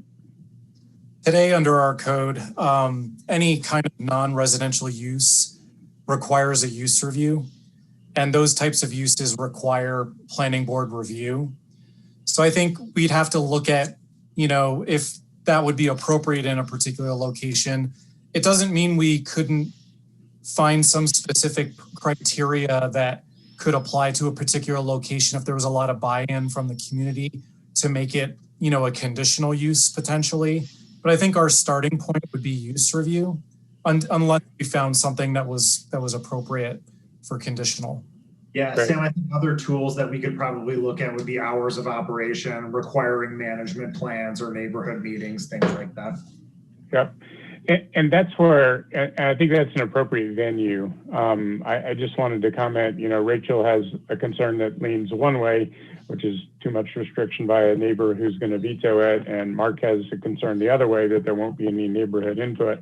I think to start with, in this, the planning board use review is a nice venue because it provides a place for people to express their opinion, and then planning board is going to look on balance, right? So it's a body that we've appointed specifically for this to hear, the trade-offs. I think in the end, you could also add some of the things you were describing, Charles, like hours of operation, if it's going to be in an RL1, things that are just kind of the ground rules so that anyone who's considering it would know what they're going to go into. But I think the planning board actually serves as a very useful place to gather the community input and not listen too much to one side, too much to the other, and try and come up with, a solution that will work for the community. So I think that's a good place to start. Maybe it can be made easier if we learn as we go forward, but I definitely say yes to number 2 and think we can approach the neighborhood input on specific proposals through the process that we have now. Thanks. Thanks, Sam. I'll go ahead and go next. And Sam, I'm a huge fan of this idea. I think, when you have little neighborhood commercial uses, I think it just really adds to the vitality of the neighborhood. And, where you can just walk around the corner and pick up something that you need or want from a coffee shop or ice cream store or what have you, or get your hair cut or something. So big fan of this. And I'll just say, I think of like Latin American neighborhoods are very good at this, that they'll be predominantly residential neighborhoods that'll have a little taco stand on the corner or a little grocery store, and just really adds to the street life and vibrancy of some of those neighborhoods. So really glad you're working on this. And I'll just say kind of from a kind of an equity perspective in terms of what uses are allowed. I know this is out of scope, but one of the ways that you do see that kind of neighborhood use sometimes is vendors out on the street selling, popsicles or corn on the cob or something like that. And which is totally legal by our code, I believe, but I always enjoy it when I see it out there. So, in addition to allowing little neighborhood serving retail uses, at some point it'd be great to consider how we could have let people sell on, a little bit of food on the corner as well. Any other thoughts on this one? All right. Seeing none, we can move on to number 3, which is about allowing additional uses such as residential, retail, or restaurants in light industrial areas in order to foster mixed-use walkable neighborhoods while protecting and minimizing disruption to existing industrial uses. Thoughts on this one? All right, I think Sam beat Mark by a half second. So Sam? So I think this is really important and really somewhat difficult to do a good job in, because I really do think there's a lot of opportunity to put residential in light industrial areas, but 2 problems come up, and both have already been flagged. One is compatibility. And so there are light industrial uses, for example, marijuana grows or coffee roasting, that create a lot of smell. And so one challenge with bringing residential in, or even restaurants, into venues like that is you end up with a conflict that can drive out the original uses that were there, which create the smells, but which we have, a pretty good industry in both coffee and in marijuana. And so that's something we definitely don't want to do, is drive those out. So one of the things I think would have to happen is there would need to be covenants on these additional uses that, kind of like there are covenants around airports. Sometimes some people build residential near airports, which is you're not allowed to complain and attempt to drive away the use that was here first, and which is something we desire. So I don't know how that would work, but that is one concern about doing this. The other concern I have is that, if a place was attractive for residential development, you could lose whole swaths of things. I think of Western Avenue near 55th Street, which has a bunch of great, funky little nonprofits and businesses and startups, and some high tech and many not. And I wouldn't want to see that all wiped out by residential development, because it's a starting place for lots of small businesses. And so the other idea that I saw a few times, but I want to really flag for this one, is a saturation limit. So in other words, light industrial uses can go anywhere at any time in those, but there would be a saturation limit on, say, residential. So you can only have a certain amount of residential developments in X foot radius, in an attempt to preserve the light industrial uses, and have some of the infill. There's a big need for this. I mean, you go out to where one of my offices used to be in 55th and Flatiron. It's hard to get to food from there. There's one sandwich shop which comes and goes over the years, but that's it. And that was, I think, a non-conforming use. Everything else has to be office or something else. That's no good, because it's way too homogeneous, and many people get in their cars and drive out for lunch. And so I think bringing restaurants in there, some amount of residential, would be really good for that area. It would diversify it. But you wouldn't want to, again, see it so attractive that all those other uses were wiped out. So I think while protecting and minimizing disruption to existing industrial uses is the key to getting this right. So I'm a big fan of it, but I also think that we need to use tools that make sure that we preserve the industrial uses, which are also very important in our community. Thank you. Thanks, Sam. Mark? Yeah, I'm generally supportive of what Sam has just said. I support the idea of changing uses in light industrial areas to provide some residential to help offset our housing jobs imbalance. But we need to be very, very careful about how we do it. I take as an example, the many, many small businesses located off of Pearl Parkway.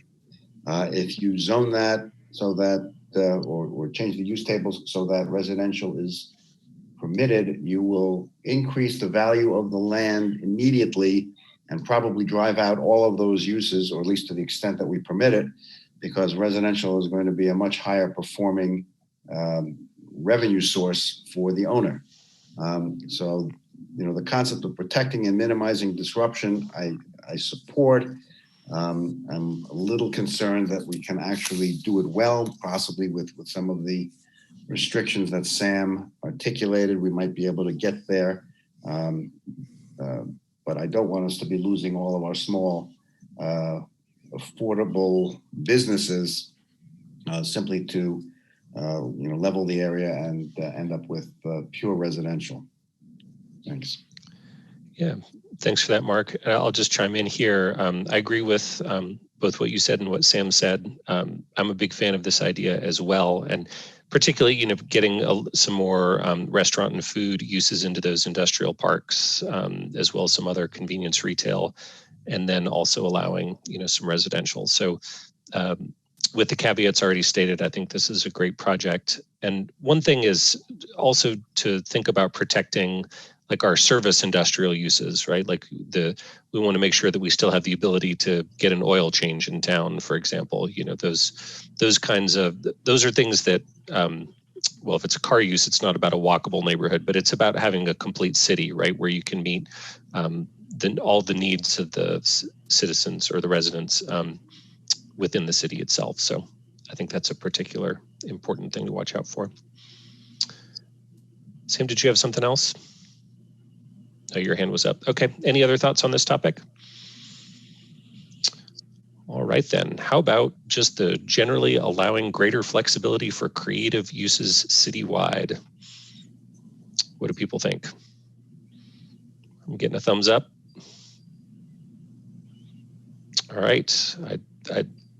Is that a thumbs down from Junie? Oh, she's inverted. Junie, you're turned upside down somehow. Anyway, okay, sounds like people are generally in favor of this. I mean, who doesn't like creativity, right? So I think that sounds good. And then next, they're proposing to, oh, you're back right side up, Junie, very nice. They're proposing to simplify and streamline the use table and standards such as consolidating some office use categories and restaurant use categories. People generally feel good about that direction. Okay, I'm getting more thumbs up. All right, and any other kind of broad brush thoughts on the overall topic? Those are the specific questions. Got a quick one. Okay, go ahead, Sam. I just want to thank staff on this. I mean, this doesn't, use tables, right? They don't get a ton of airplay, and a lot of people never have a need to look at them, but they govern a huge amount of the way the fabric of the city comes together and evolves going forward. So I'm just pleased that council supports what staff is doing. I'm pleased that staff is digging into this. It's a great job. Like I said, the memos were really good.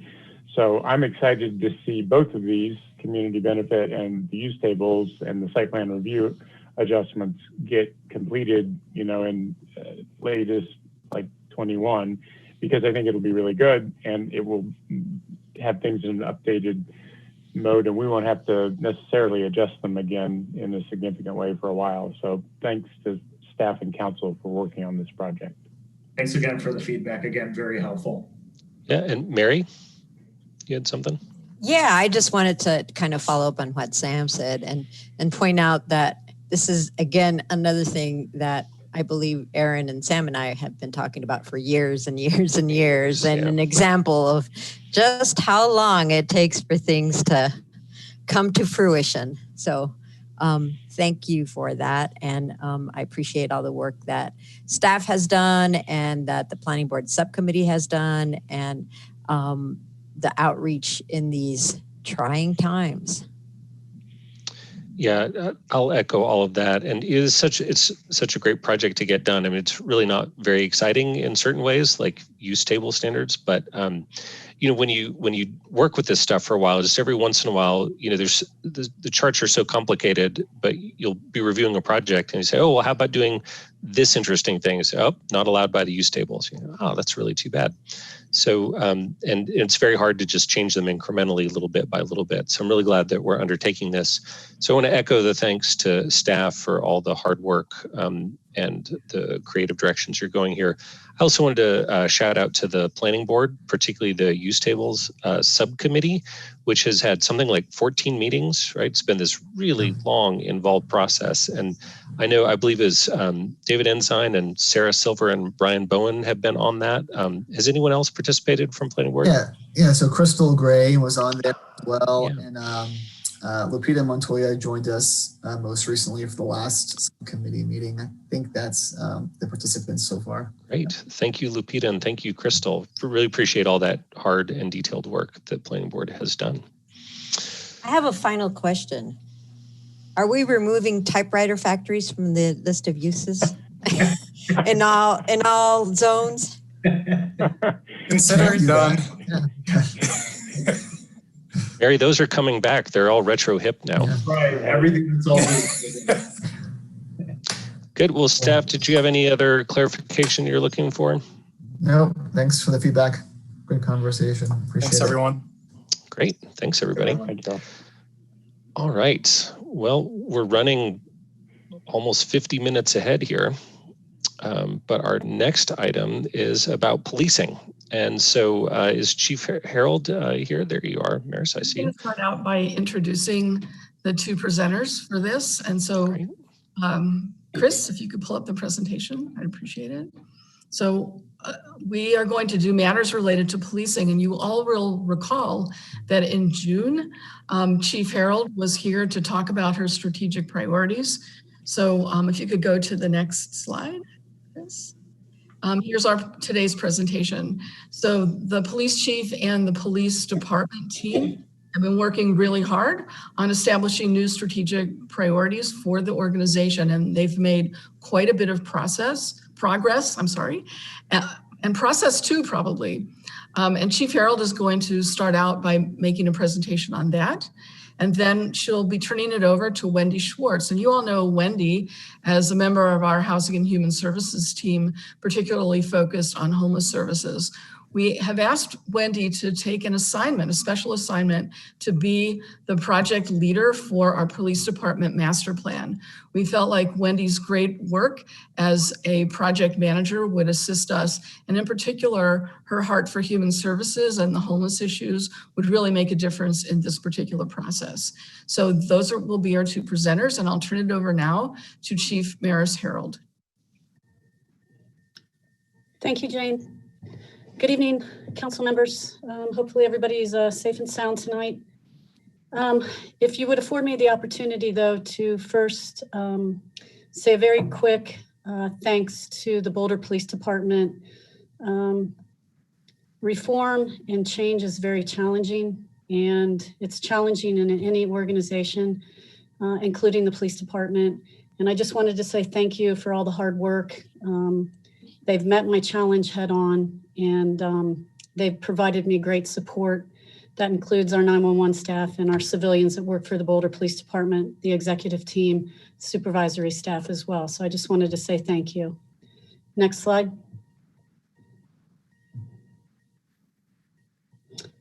I think this was a question for council, and maybe we will address that later. Next slide. So I've been asked a lot over the last several months about how I see policing in the future. And no matter how you look at it, I really believe it's going to come down to these three major categories. Technology and science, because technology and science provides police departments and cities strategies with strategies and solid decision-making. Policing will also become much more harm-focused. And when you talk about harm-focused, you get away from policing being very reactive and start to look at preventing bad things from happening, which brings me to my next point. This is probably the most interesting thing I think of when I think of policing in the future. And this is this concept of holistic governance. And one of my favorite quotes is from Perry Six, who is an organizational change agent out of the United Kingdom, who says problems that government is expected to tackle are not neatly organized along the functional lines by which government itself is organized. And so when I think about that, I think about any successful initiative I've ever worked on really relies on the work of not only other city departments and leadership, but other organizations as well. So everything I talk about tonight is really going to fit into those three boxes: technology and science. And You know, I don't think it's scientific to mention this either, or futuristic. There's engineers and scientists that are working in this country right now on developing technology that'll stop killing. And I followed this technology very closely. And so I really probably will not happen in my career, but I do think that we will develop technology that will incapacitate weapons and incapacitate people without pain for a very long duration. And it's something I'm very excited about and I'll follow closely. But I do not think it's like science fiction to start thinking that way. And I think these last incidents across the country continue to move this technology in the right direction. Next slide. You can go ahead and change it again.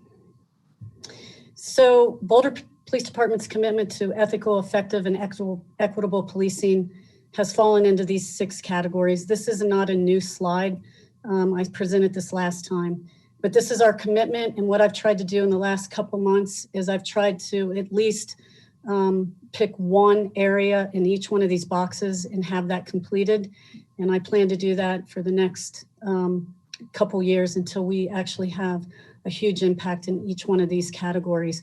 Keep in mind, each one of these boxes contains at least 15 to 20 heavy lifts in each box. But let's go through some of the things that we've been able to accomplish in the last few months. Next slide, please. So under the box of accountability, the Boulder Police Department has developed, I think, a very robust inspections policy, process, and plan. The implementation, while undergoing internal review, will focus on any risky part of the police department. And this is not only an inspection process, but it's an auditing process. So think of body-worn cameras, actually to have a review of the sergeants and commanders that are reviewing incidents on the body-worn camera. Use of force, to have another person looking at the uses of force, in addition to my review, the executive review, but also have an internal inspection process that looks at that as well. This can include overtime usage, residents' complaints, and mental health interactions. And so those are just a very few part of the processes and policies.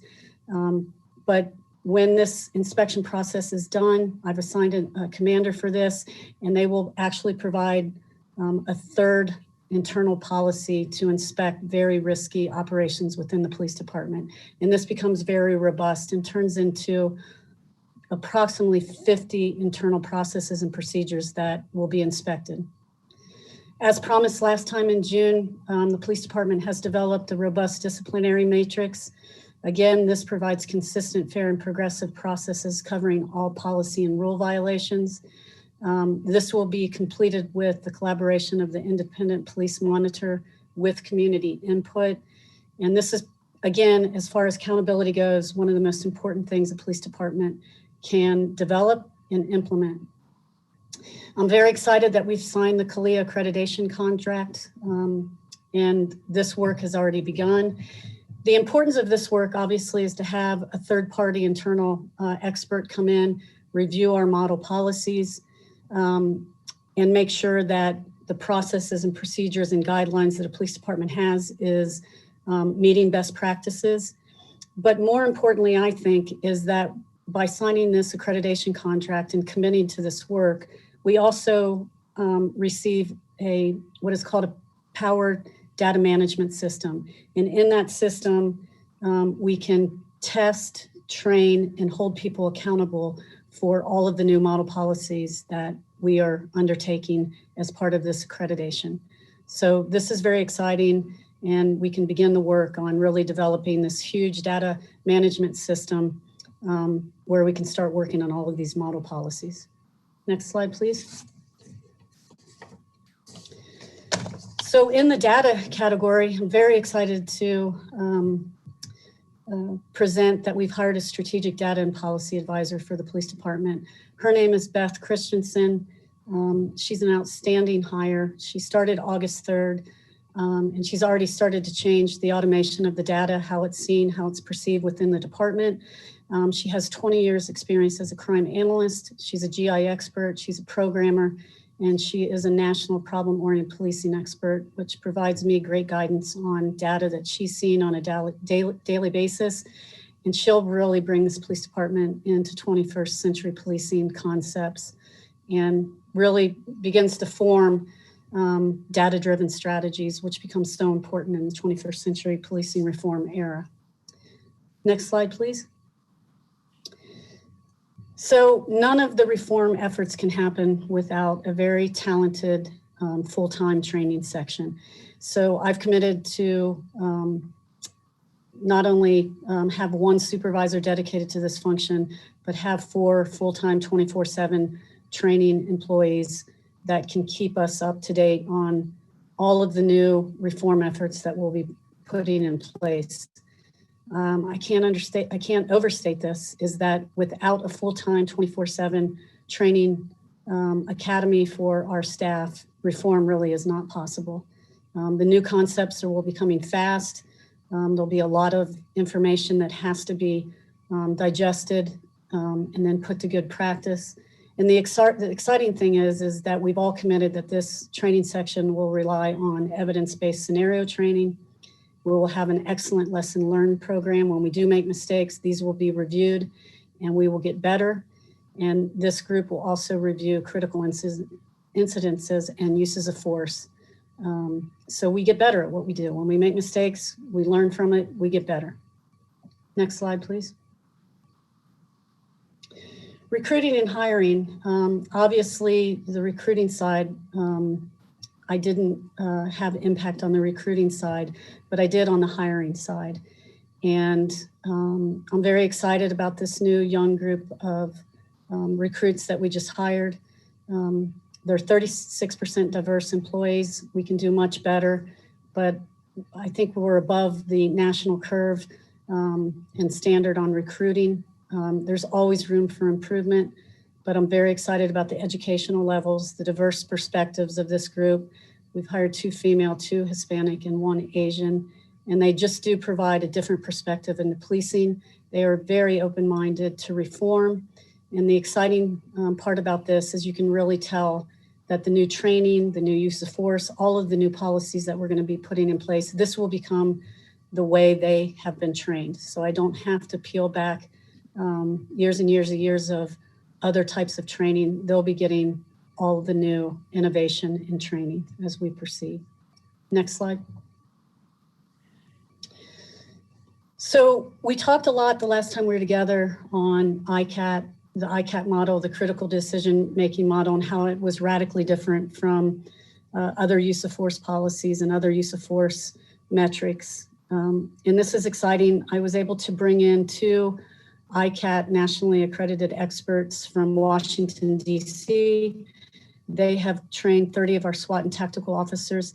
This included University of Colorado police as well, and a commander from Erie. And we've also had a relationship started with CU Denver. Dr. Paul Taylor is evaluating the training moving forward. And we've also, the ICAT model has also been trained to all of the new recruits. This will be ongoing and probably take us up until December or January to complete the entire model for the whole police department. The other exciting thing is Dr. Paul Taylor has put in a grant for a research center right here in Boulder with the police, including Boulder Police Department and CU Police Department, that I think that if we work with the independent monitor, we really could do some big things in policing and monitoring moving forward. So I'm excited about that, and I'm excited to have academic support to know if the training is actually working and if it's evidence-based. So I'm very proud of that. We have an updated use of force policy that integrates all the ICAT model into the policy itself. And I think it brings us up to date with all concerns on a national level. It prohibits all chokeholds, shooting at moving vehicles, requires intervention if excessive force is witnessed, emphasizes withdrawing, taking cover, creating distance, requires consideration of less lethal alternatives, and it provides, it requires warning issued before uses of deadly force. In addition to the use of force policy, we've established a robust investigative process. It covers all use of force and residents' complaints.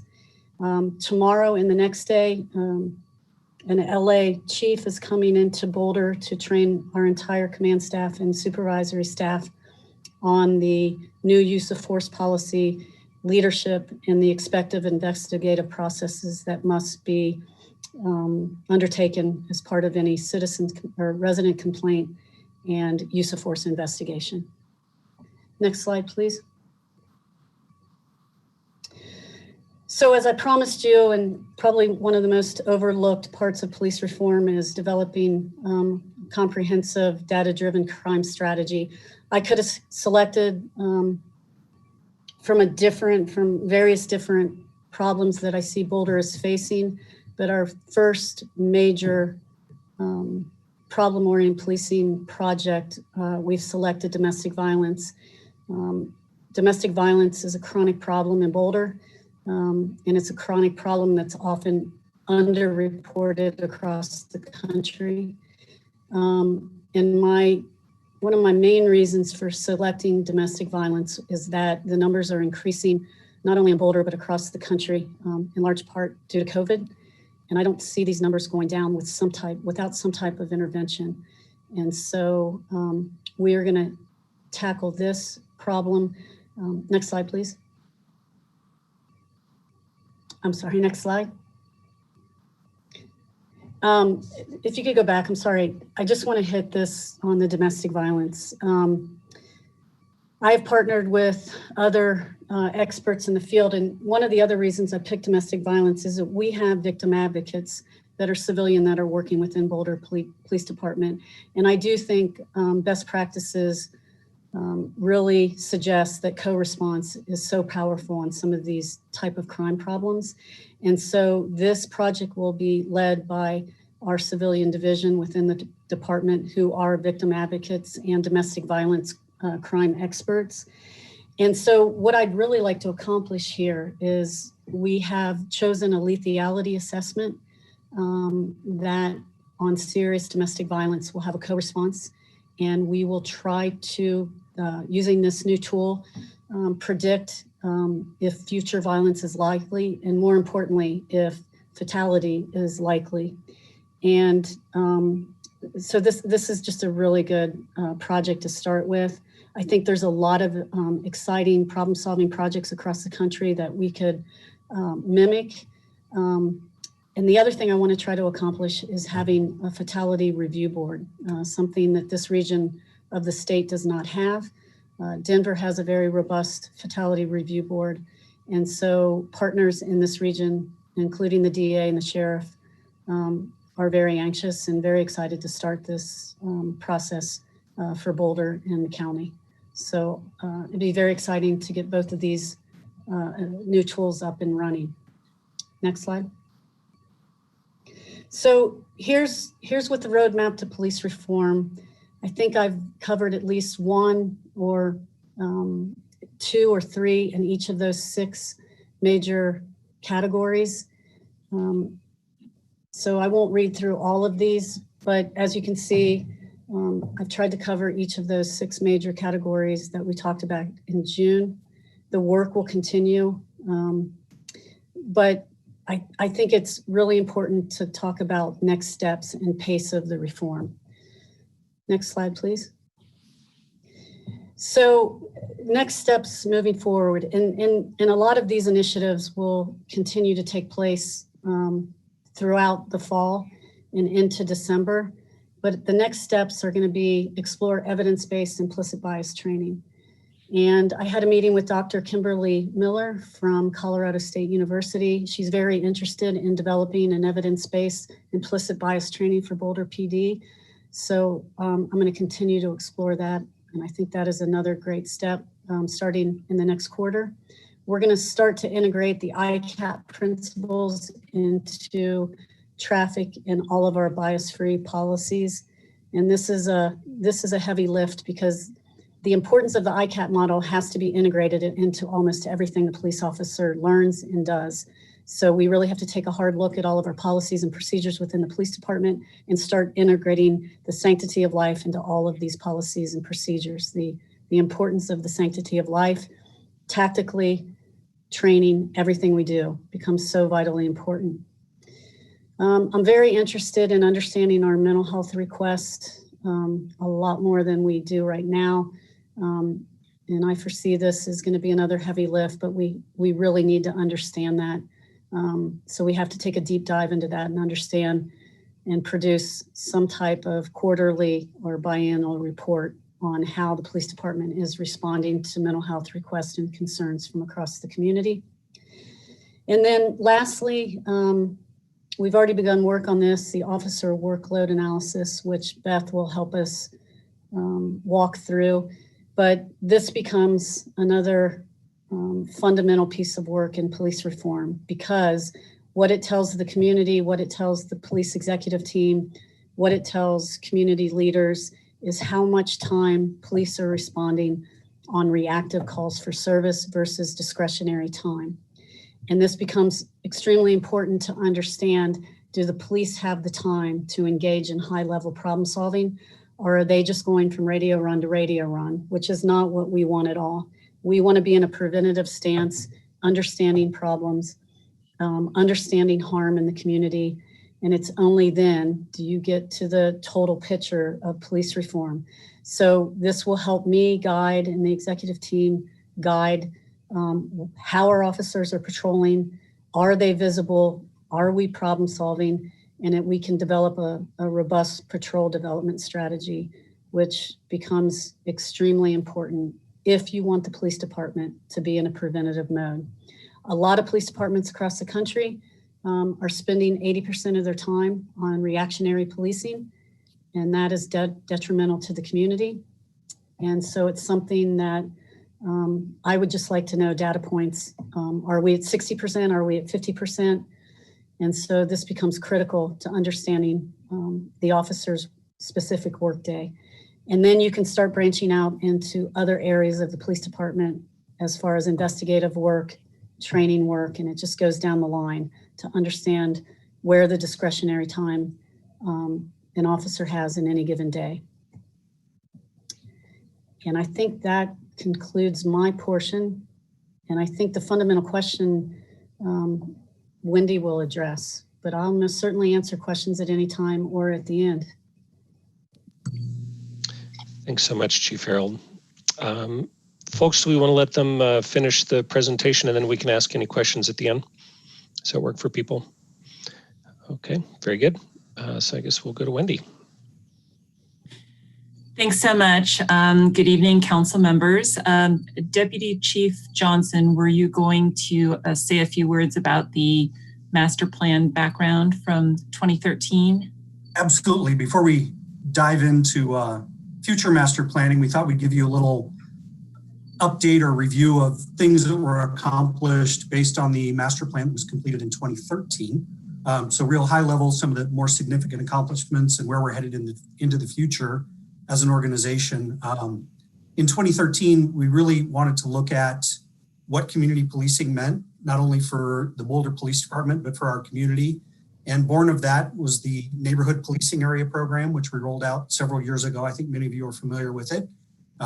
Really assigns an officer to a smaller area in the community, allows them the opportunity to take responsibility for that area, build relationships with community members, and work on problem solving at the neighborhood level. We also, in the area of community policing, expanded our neighborhood impact team and really pushed that team to work harder, not just in University Hill and downtown Boulder, but reach out into some of the more marginalized communities and had officers specifically assigned to those neighborhoods to build relationships and help us make sure that we were policing those areas fairly and giving them the service that they needed. As far as responding to calls for service, one of the things we wanted to manage was, are there things that we're responding to we don't need to be, and to take a look at how much time our officers were spending on calls and what work they were doing. A significant piece of that calls for service reduction was born out of the alarm ordinance that was passed by council several years ago, which required alarm holders to get permits and has helped us reduce significantly our response to the 99% false alarm rate in the city of Boulder. And so far, we're seeing about a 20% reduction in alarm calls. We have a new vendor on board as of this year that's really helping us reach out to community members with alarms and better manage that process. And we do expect that we will see additional reductions in having to respond to alarms and minimizing our response so that we're not wasting officers' time with false reports of alarms. We also looked at expanding our online reporting capabilities. Our community is very tech savvy, and being able to file a police report online is something they were looking for, and it's a way to maximize our officers' time and generate a lot of police reports that don't need an in-person police officer presence through the online system. With technology, there are a couple areas that we worked hard on. One was we knew we needed a new records management system, and in late 2016, we really dove into that process and turned on our new system in 2017.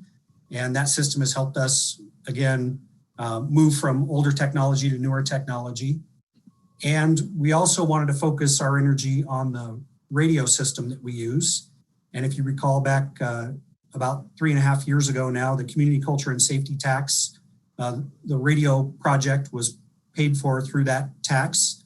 And we're nearing the completion of that project now, which will really give us a state-of-the-art radio communication system for all of our first responders in Boulder.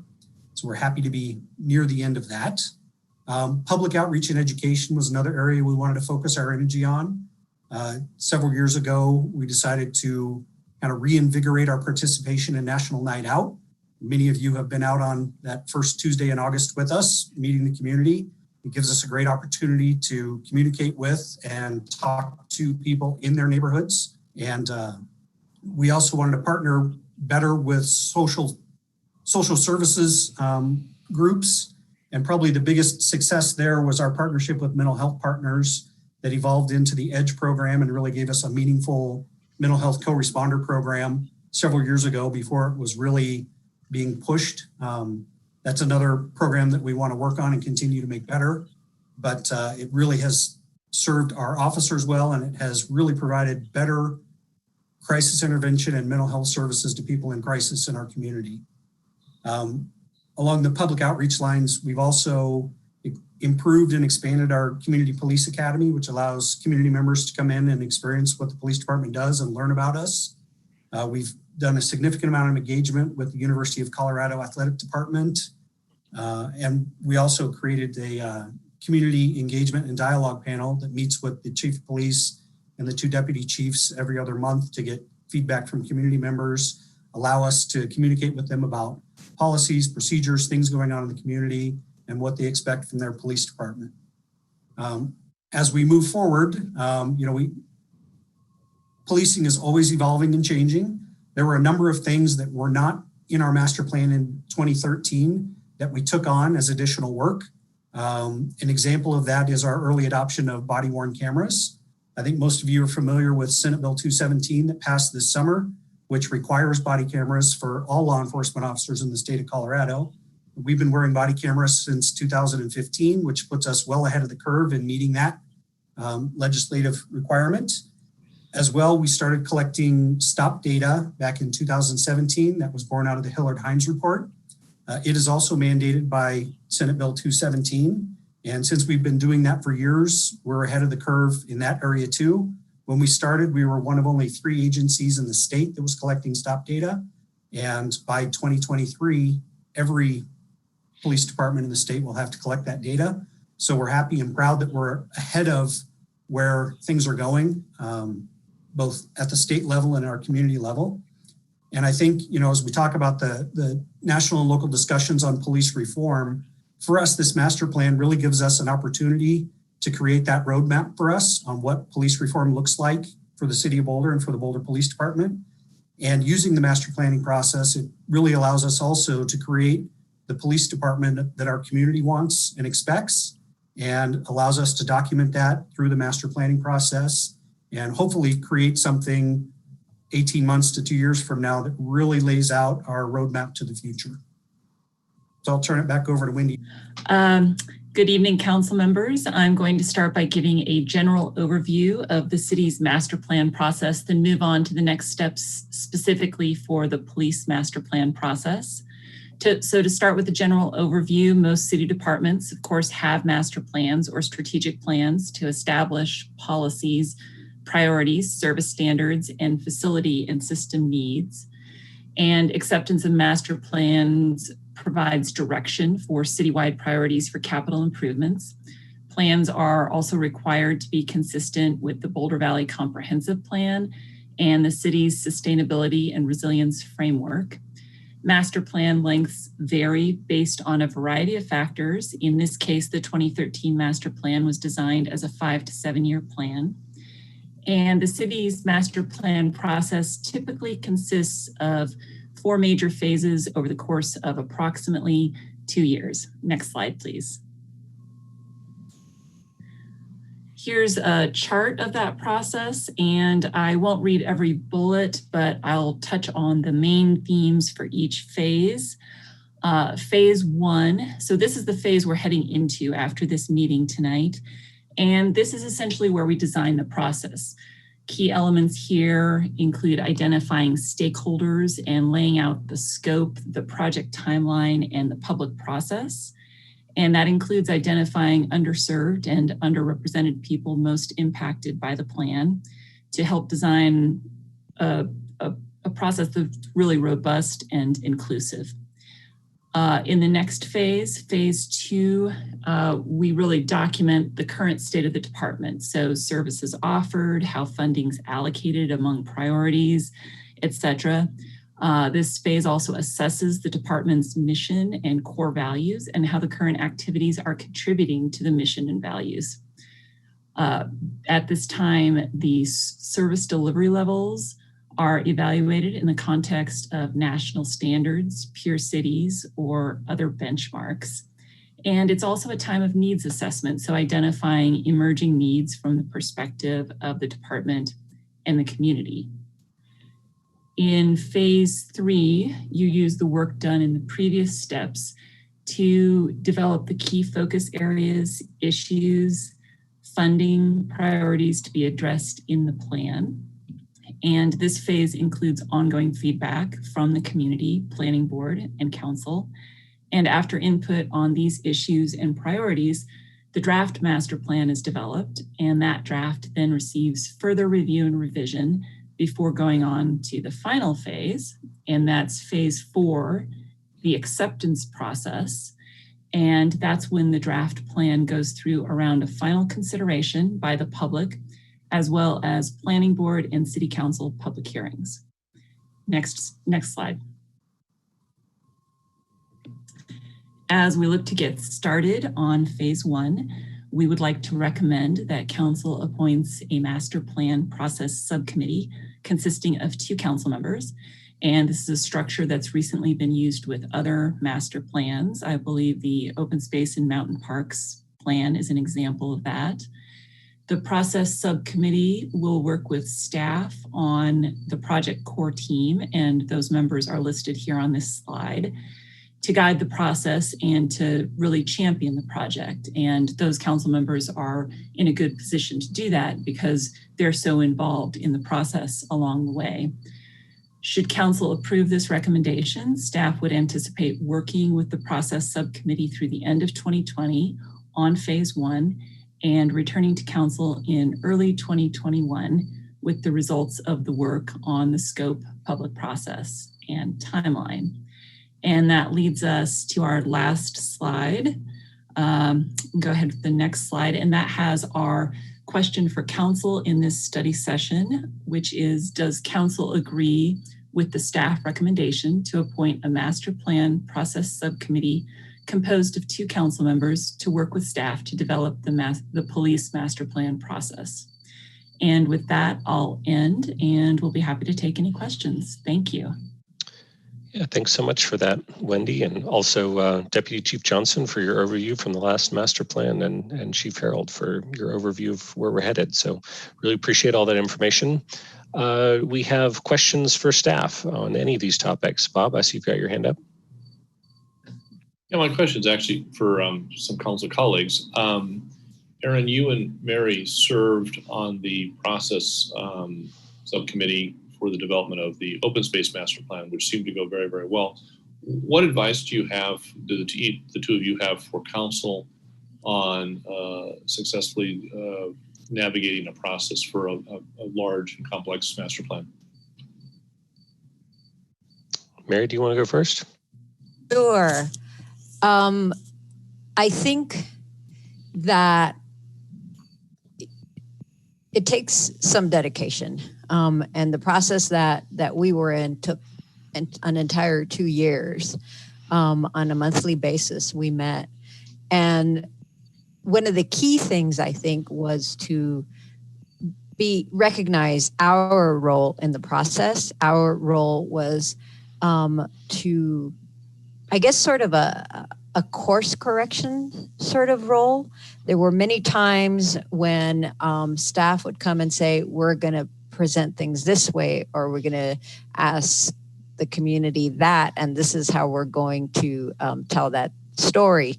And the process subcommittee, which also consisted of 2 open space board of trustees, would, I think I can recall at least 3 or 4 times when we said, that's not going to work. And it took, I think, some courage on our part to just say, nope, they ain't going to work. And I think that it took some openness on staff's part to, it meant that they had to scrap some of what they planned and kind of go back to the drawing board.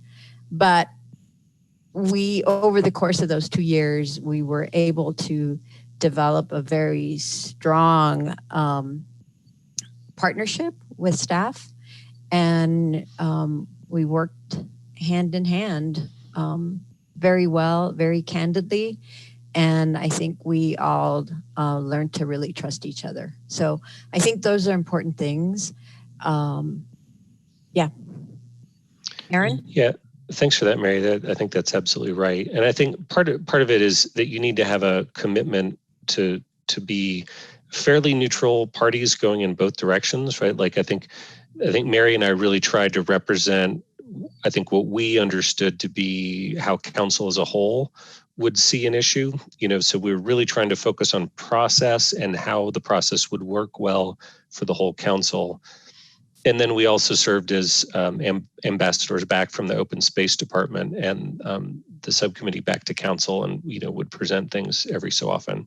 So really requires you to be in a fairly, you really have to stick to process over substance, right?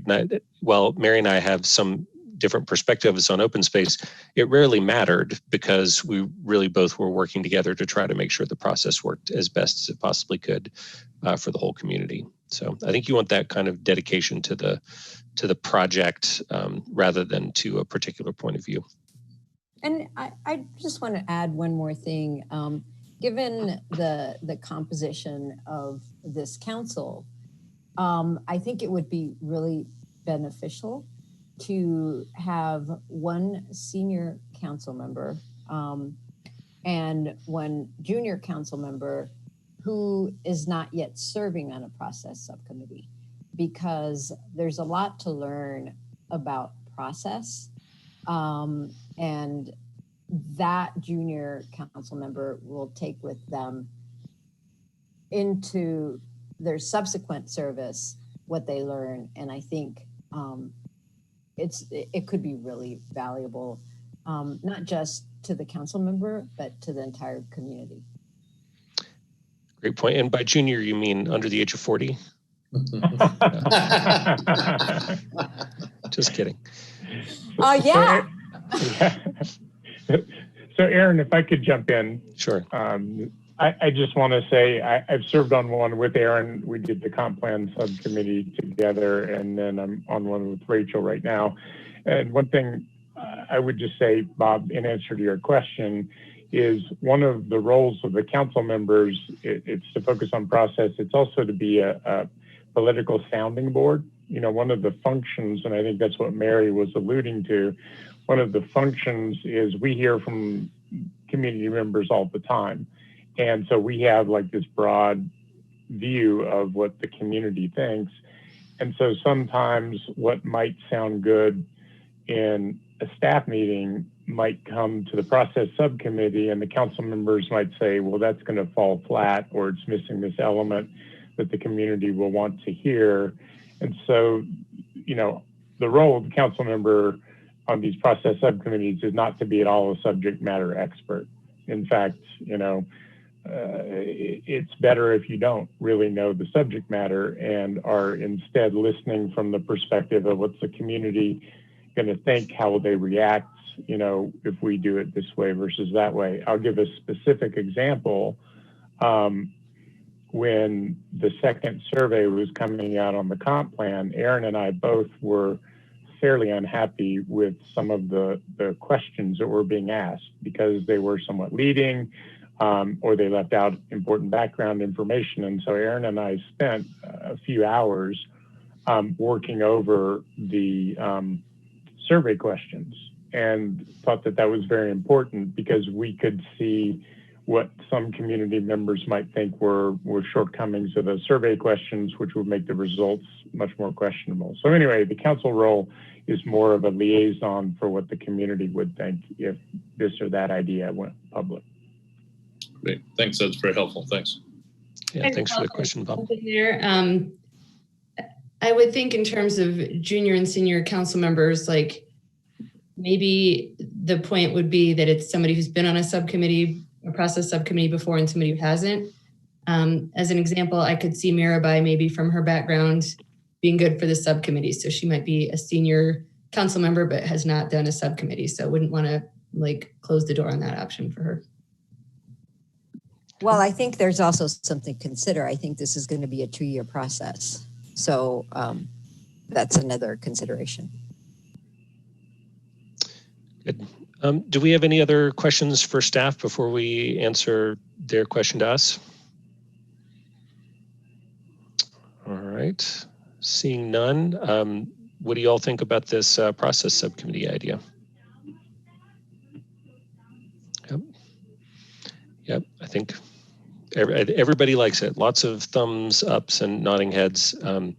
I think this is going to be, I'll just speak a little bit here that this is going to be a big project. There'll be a lot of community attention on it. I think, you know, Chief Harold is bringing a lot of new perspectives and directions to the department. There'll be a lot of attention and interest on this. So I think having a couple of council members help shepherd it through would be really useful. So thanks for proposing that. I think it's a good idea.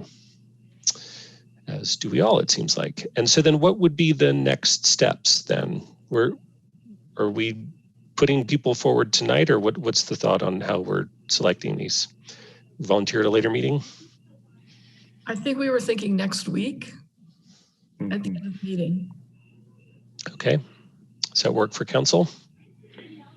Yeah, I'd just make a suggestion that people who would be interested at least email the rest of council so that we know going into the meeting next week who would like to be on, or you can say tonight, I suppose, but we just need to know. I think it'd be helpful to know before the meeting who might be interested. Okay, good point. Good. Well, anything else that anybody wants to add on the topic of policing and the master plan, the upcoming master plan? I had a question. So I had a number of questions as we went through the slides. Are those not right for tonight? Like, should I ask? No. That I was asking for questions before for just that kind of thing. Okay. Sorry if I missed the earlier call for questions. So thanks for the presentations, Deputy Chief Johnson and Chief Harold and Wendy as well. So my first one, I don't know if it can be answered by you all or not. I know there's some dovetailing, so just wanted to verify. When we looked at the ICAT and the updated use of force policy, can you answer if in Boulder we use, and this would be that by the EMS people that arrive, not police, but do we use ketamine to sedate people who are perceived as out of control in Boulder? The police department doesn't, Rachel. But is it used in Boulder? Because it would be used in conjunction with police. Like if police call and EMS arrives, they might be asked, as I understand it, to sedate someone who's perceived as out of control. So is that kind of I don't have any, maybe Deputy Chief Johnson does, but I would just be speaking out of turn because of Ohio is totally different. We didn't use ketamine in Ohio. So maybe Deputy Chief Johnson has an answer. I don't know, but we can certainly ask and find out. Okay. You know, our ambulance service is it's a contract situation with American Medical Response, AMR. But we can ask and we can get you an answer. That would be awesome. Thank you. Number 2, you mentioned, I think Deputy Chief Johnson mentioned it, Senate Bill 217, and that we were out ahead and a couple of criteria there.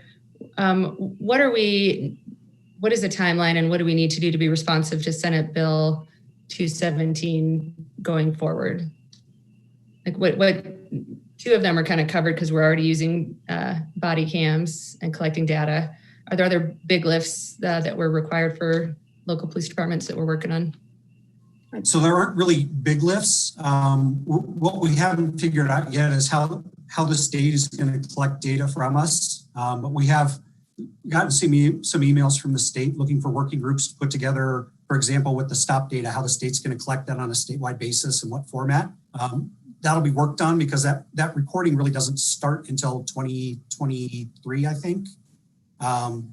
A lot of the other pieces are really policy related, and many of them were already addressed in our policies. So for example, the use of chokeholds. We haven't used chokeholds at Boulder PD since I've worked here in 1993.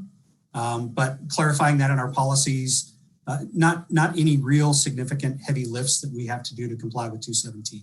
The real big ones, I think, are going to be financial burdens for other agencies on body cameras, and agencies that have done 0 stop data reporting are really going to have some work to do, but those are really, for the most part, done for us. Okay. I mean, it might be nice to see sort of the column of what's required under that bill and what we've already done and what we're still working on at some point. Okay. So that was one question. Hey, colloquy on that. Just a real quick question on the stop data. The department, or actually recording the stop data, is really time consuming. I was able to go on a ride along with a sergeant, and as they put in the data, it took a good, 5-10 minutes to manually enter all the data. Will that be improved as we move forward? Mary, I hope so. Yeah, we're hoping to figure out a better system to collect that data. What we're using now is really embedded in our records management system, but we are working with through our CAD system, our computer aided dispatch system, looking at ways where we can pre-populate fields and make things easier, looking at utilizing an app that we can use on a phone to collect that data and make it easier for our officers to collect that data. All right, just a couple more for me. Maris, you mentioned a focus on domestic violence, which is, I'm excited to hear that that's going to be a focus. And you mentioned something about something that sounded like it would sort of be a point of data that would tell you whether lethality was indicated in a particular DV situation. I just wondered, is that going to be like, as an officer is responding, and then if lethality is indicated, would discretion sort of be removed and you would have to take a course of action? Does that make sense? Let's say that I'll parse that out. Is that going to be used like when you are responding to calls for DV? So the lethality assessment tool, there's a few different versions, but they basically, I don't want to say predict, it's too strong of a word, but they most certainly have heavy influence on the victim of domestic violence to indicate the threat of fatality or serious physical harm. And so my desire is to have a co-response with somebody that's an expert in domestic violence, respond out with the police on those type of incidents to fill out the lethality assessment, and then make a joint decision with people that are experts in this field, and to be able to call additional resources. The tool has been very successful in convincing women that their life is in danger and to make immediate steps to remove themselves from that situation. And so, the police are under mandatory arrest in certain instances. Obviously, the police would have to follow the rule of law on those arrests, but most certainly that's why I'm using the tool to provide more information and insight to the victim so she or he is not repeatedly victimized. Thanks. Interesting. So it's not so much from the, whether or not you make it an arrest, it's whether or not the victim maybe wants to leave the home that night, from what I'm hearing. So that's helpful. Okay. And then last one, it's a little bit off track, but from, I think, an email I saw earlier in this week, it sort of looked like in our response to COVID and at the Hill, we had maybe moved beyond education. I just wanted to understand if my read of that was accurate. That sort of there was going to be some indication to the community that there was going to be lower tolerance for parties and things like that. That sounded to me like maybe we were moving beyond education, which the last update we got was we were in a kind of an education only mode. The police department has been pretty consistent. Education, warning, and egregious behavior requires citation and, as a last resort, arrest. And some of the behavior that we saw last weekend on the Hill was egregious. We issued a lot of citations for underage drinking. We've investigated a tremendous amount of nuisance calls for loud parties, too many people at the parties. And so I don't have the exact data in front of me, but we did take some citations and we did write, I think, 6 public health order violations independently of other charges.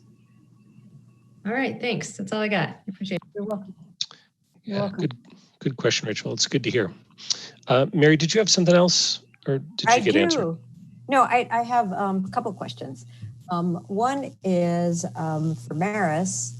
In your presentation, you went through a whole bunch of things that have changed since you came on, which is pretty amazing what you've done in such a short time. So thank you for that. But I wanted to just ask how those all align with the requests that we heard so fervently from the community. Hi, Mary, thanks. Can you give me specifically what requests from the community are we talking about? If you, like, for example, we heard some of the stuff was like 8 can't wait was one of the things. And there were several things under there. And so how do the changes that you've made since then align with those requests, those requests such as 8 can't wait that we saw come in? Thanks, Mary. That's a great question. And I'm sorry, I kind of rushed that part. So all of the use of force changes that we've made, the ICAT model training, the 8 can't wait is very interesting because we have checked every box in the 8 can't wait, with the exception if you keep reading, then it says defund the police. So I would say that if you looked at the categories in their web page that we are consistent or exceeding the 8 can't wait. We're very consistent with the recommendations by the Obama Foundation. I think we're exceeding that. And I think we have a model policy on use of force. And I think that the independent monitor has reviewed that and would agree with me. So as far as national standards and having a model policy on what people are demanding across the country, I think we are exceeding that, with the exception of the defund the police movement. I feel confident we're ahead of the curve on many of the national cries for new policies and reform. Thank you for that. Appreciate it. And then the next one is for Wendy. And in that slide where you presented who was going to be part of the process subcommittee, I don't recall seeing a member of the community, and I'm sorry if it was on there, but I didn't see it. Is there just a community member from a certain demographic? Thanks for that, Mary. What I listed on that slide were staff members and departments involved in the internal staff core planning team. So it's true that there wasn't a community member in that group, but as we work together, as the staff core team works with the process subcommittee, the council members, then what we would really want to do as part of that process is determine how we can be effective in getting community members involved in the process. And so I think that type of involvement, the best way to accomplish what you're talking about hasn't been determined yet, but determined during our phase 1 planning. Thank you. And the reason I'm asking is because the open space master plan subcommittee had the 2 OSBT members, which are members of the community. And I think we really benefited from those perspectives. So in terms of the police master plan, I think it would be really helpful to have somebody, and I'm gonna name names because I think she would be amazing as part of this process subcommittee, which is Luz Galicia, who works for 9 to 5, and she's very, very involved with the Spanish-speaking community and does a lot of outreach and a lot of work. And so I think she would be an excellent member, or somebody like Luz would be really great. Or somebody from the community connectors. The community connectors, I think, might be a good resource. But I think that additional element would be really helpful, as it was in the open space master plan process. Thanks for that, Mary. And we'll definitely talk with the core team and the process subcommittee when council appoints it about how we accomplish exactly what you're getting at. Thanks, Mary. We got Mark and then Junie. First, I want to thank you for that presentation. It was really terrific and very informative. 2 questions. The first one builds on one of Rachel's questions. With respect to behaviors on the Hill, I had understood that there's going to be some sort of coordination between our police force and the CU administration and or police force in terms of passing information back and forth so that they could exert pressure from their end for better behaviors in a way that perhaps a citation cannot provide. Is that going on? Yeah, Mark, thank you for that question. With our new data analyst, we actually have built a pretty extensive report for the police department at CU, who actually turns that over to her administration. But it's a pretty extensive report on a daily basis of everything that we're doing. Either we're doing it together or we're doing it individually, but she is getting a report on a daily basis. So they are kept, as close as real time as possible on what the Boulder Police Department and the city attorneys are doing. So I think that's working out well. Obviously, I would like to have a much more robust data system, which we're working on to work with CU, which is going to require data agreements and so forth. But we've been able to accomplish that in short order. The other item that was raised with respect to that was effectively putting some pressure on property owners for the conduct that is ongoing on their properties. And are we doing that in any form? Yes, and I think Tom Carr is here, and his team has been really at this for at least a couple months. And so, Tom, if you want to say anything, or I can take it, whatever you want to do. Happy to report, Maris. So as you know, we modified the nuisance ordinance to allow for more effective enforcement. We notified, I think, 13 properties. We're in the process of following up with 12 of them. That's the next step is a meeting and then potential public nuisance. We're working with the property owners to try to address the issues. As Maris said, that tool that she described, the data analyst Dr. Benson drafted, allows our team to in real time download data from the computer dispatch and ultimately link to body cam video so that we can build our cases. So we're actively working on that. We're also coordinating directly with the county and with CU on a weekly basis on all of these cases. Terrific. I had one last question for the chief or staff. My recollection is that there was a mention in the staff memo about an asset forfeiture program. Does Boulder have such a thing? I mean, that's come under heavy criticism for a number of reasons. Do we practice asset forfeiture? I can answer that, Chief. So many years ago, we had an asset seizure fund. Okay. And to be quite frank, as time went on, we stopped seizing assets, but we had this fund that we needed to expend because it's governed by the federal government. So we actually used most of that money to buy our new records management system several years ago. And we've been in the process of spending that down to zero. We're within about $50,000 of having spent our entire seizure fund because we don't currently seize assets or seize funds because it is such a difficult and challenging thing to do and frowned upon. We are no longer doing it then? Correct. Okay, thanks. That's what I needed to know. Thank you. Yeah, thanks for that, Mark. Yeah, that's good to hear for sure. Junie? Thank you, Aaron. So I really appreciate this presentation, and I'm very excited to hear that we are ahead of the curve when it comes to new policies and reforms around the country. So I really appreciate you saying that. And also, I appreciate the idea on building relationships. I think that was mentioned by Curtis, I believe. And also, you mentioned reducing response to certain calls.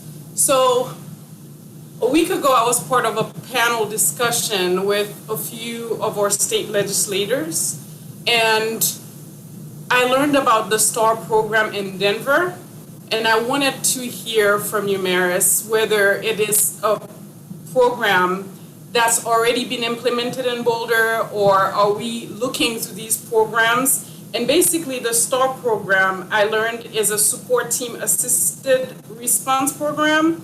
And basically, it just diverts 911 calls from armed officers to paramedics and social workers. So I wonder if we already have that system in place here. I know you mentioned something about paramedics, but I could not make the connection, so I just wanted to hear from you. Thank you. Thanks, Jenny. That's a great question. So I've reached out to Denver's police chief and on a couple issues, and I've talked to their analytic team in Denver. And so they just implemented this program in Denver. And I think in the upper Northwest, there's a similar program. And I've talked to our fire chief about, his input. And I'd be very open-minded to do a pilot project here and determine, if this would be a good thing. I think it's too early to tell in Denver, but preliminarily, the analyst that I spoke to in Denver says they can divert a lot of these calls to the paramedic team. I've also had conversations with our EDGE program here. And so I'm kind of looking at the evidence before that we would start it here, but that doesn't mean we can't start a pilot project, but that would require the fire chief, to weigh in on this. So, but I'm very open-minded to co-response. Thanks for that, Ginny. That's great to hear, Chief. It's a promising direction for sure. Sam, did you have something? Yeah, mine is not a question. I just want to compliment everyone involved with taking a deep dive into our policies. It's great to see that the use of force policy has been addressed kind of as a first order of business, because that is something that we've heard nationwide and from our community as well. So I really appreciate that the command structure in the police department has really dug into this, and it seems very committed to it. I also spoke with our new auditor monitor, Joy Lapari, this morning. I think that will be another component of this overall policing review and master planning that we're going to do. And so I just want to say thank you for digging in. I know that it can be some of the feedback we've gotten, a lot of it's very confrontational. And I appreciate it being taken in the spirit that it's delivered, which is trying to improve the way that we react to incidents in our community. So it's just thank you. And, you know, council definitely supports this effort. I think we'll be very happy to appoint a couple council members to help with the process going forward. So this all sounds like progress to me. So thank you all for that. Thank you. Yeah. Thanks for that, Sam. Absolutely. I mean, this is a time of great changes, right? But between the things Sam outlined, the new monitor, the new oversight task force that's coming in the next few months, the new master plan. So really appreciate all the work that you all are doing to, you know, move in a new direction in the 21st century here. So thanks very much. Any final comments? Yeah, I have a final comment. Yeah. I just wanted to, Chief Harold started out the presentation with acknowledging the difficulty that change presents and the open-mindedness with which our police force is meeting that. So I wanted to just echo that and thank all of the police force for embracing the changes.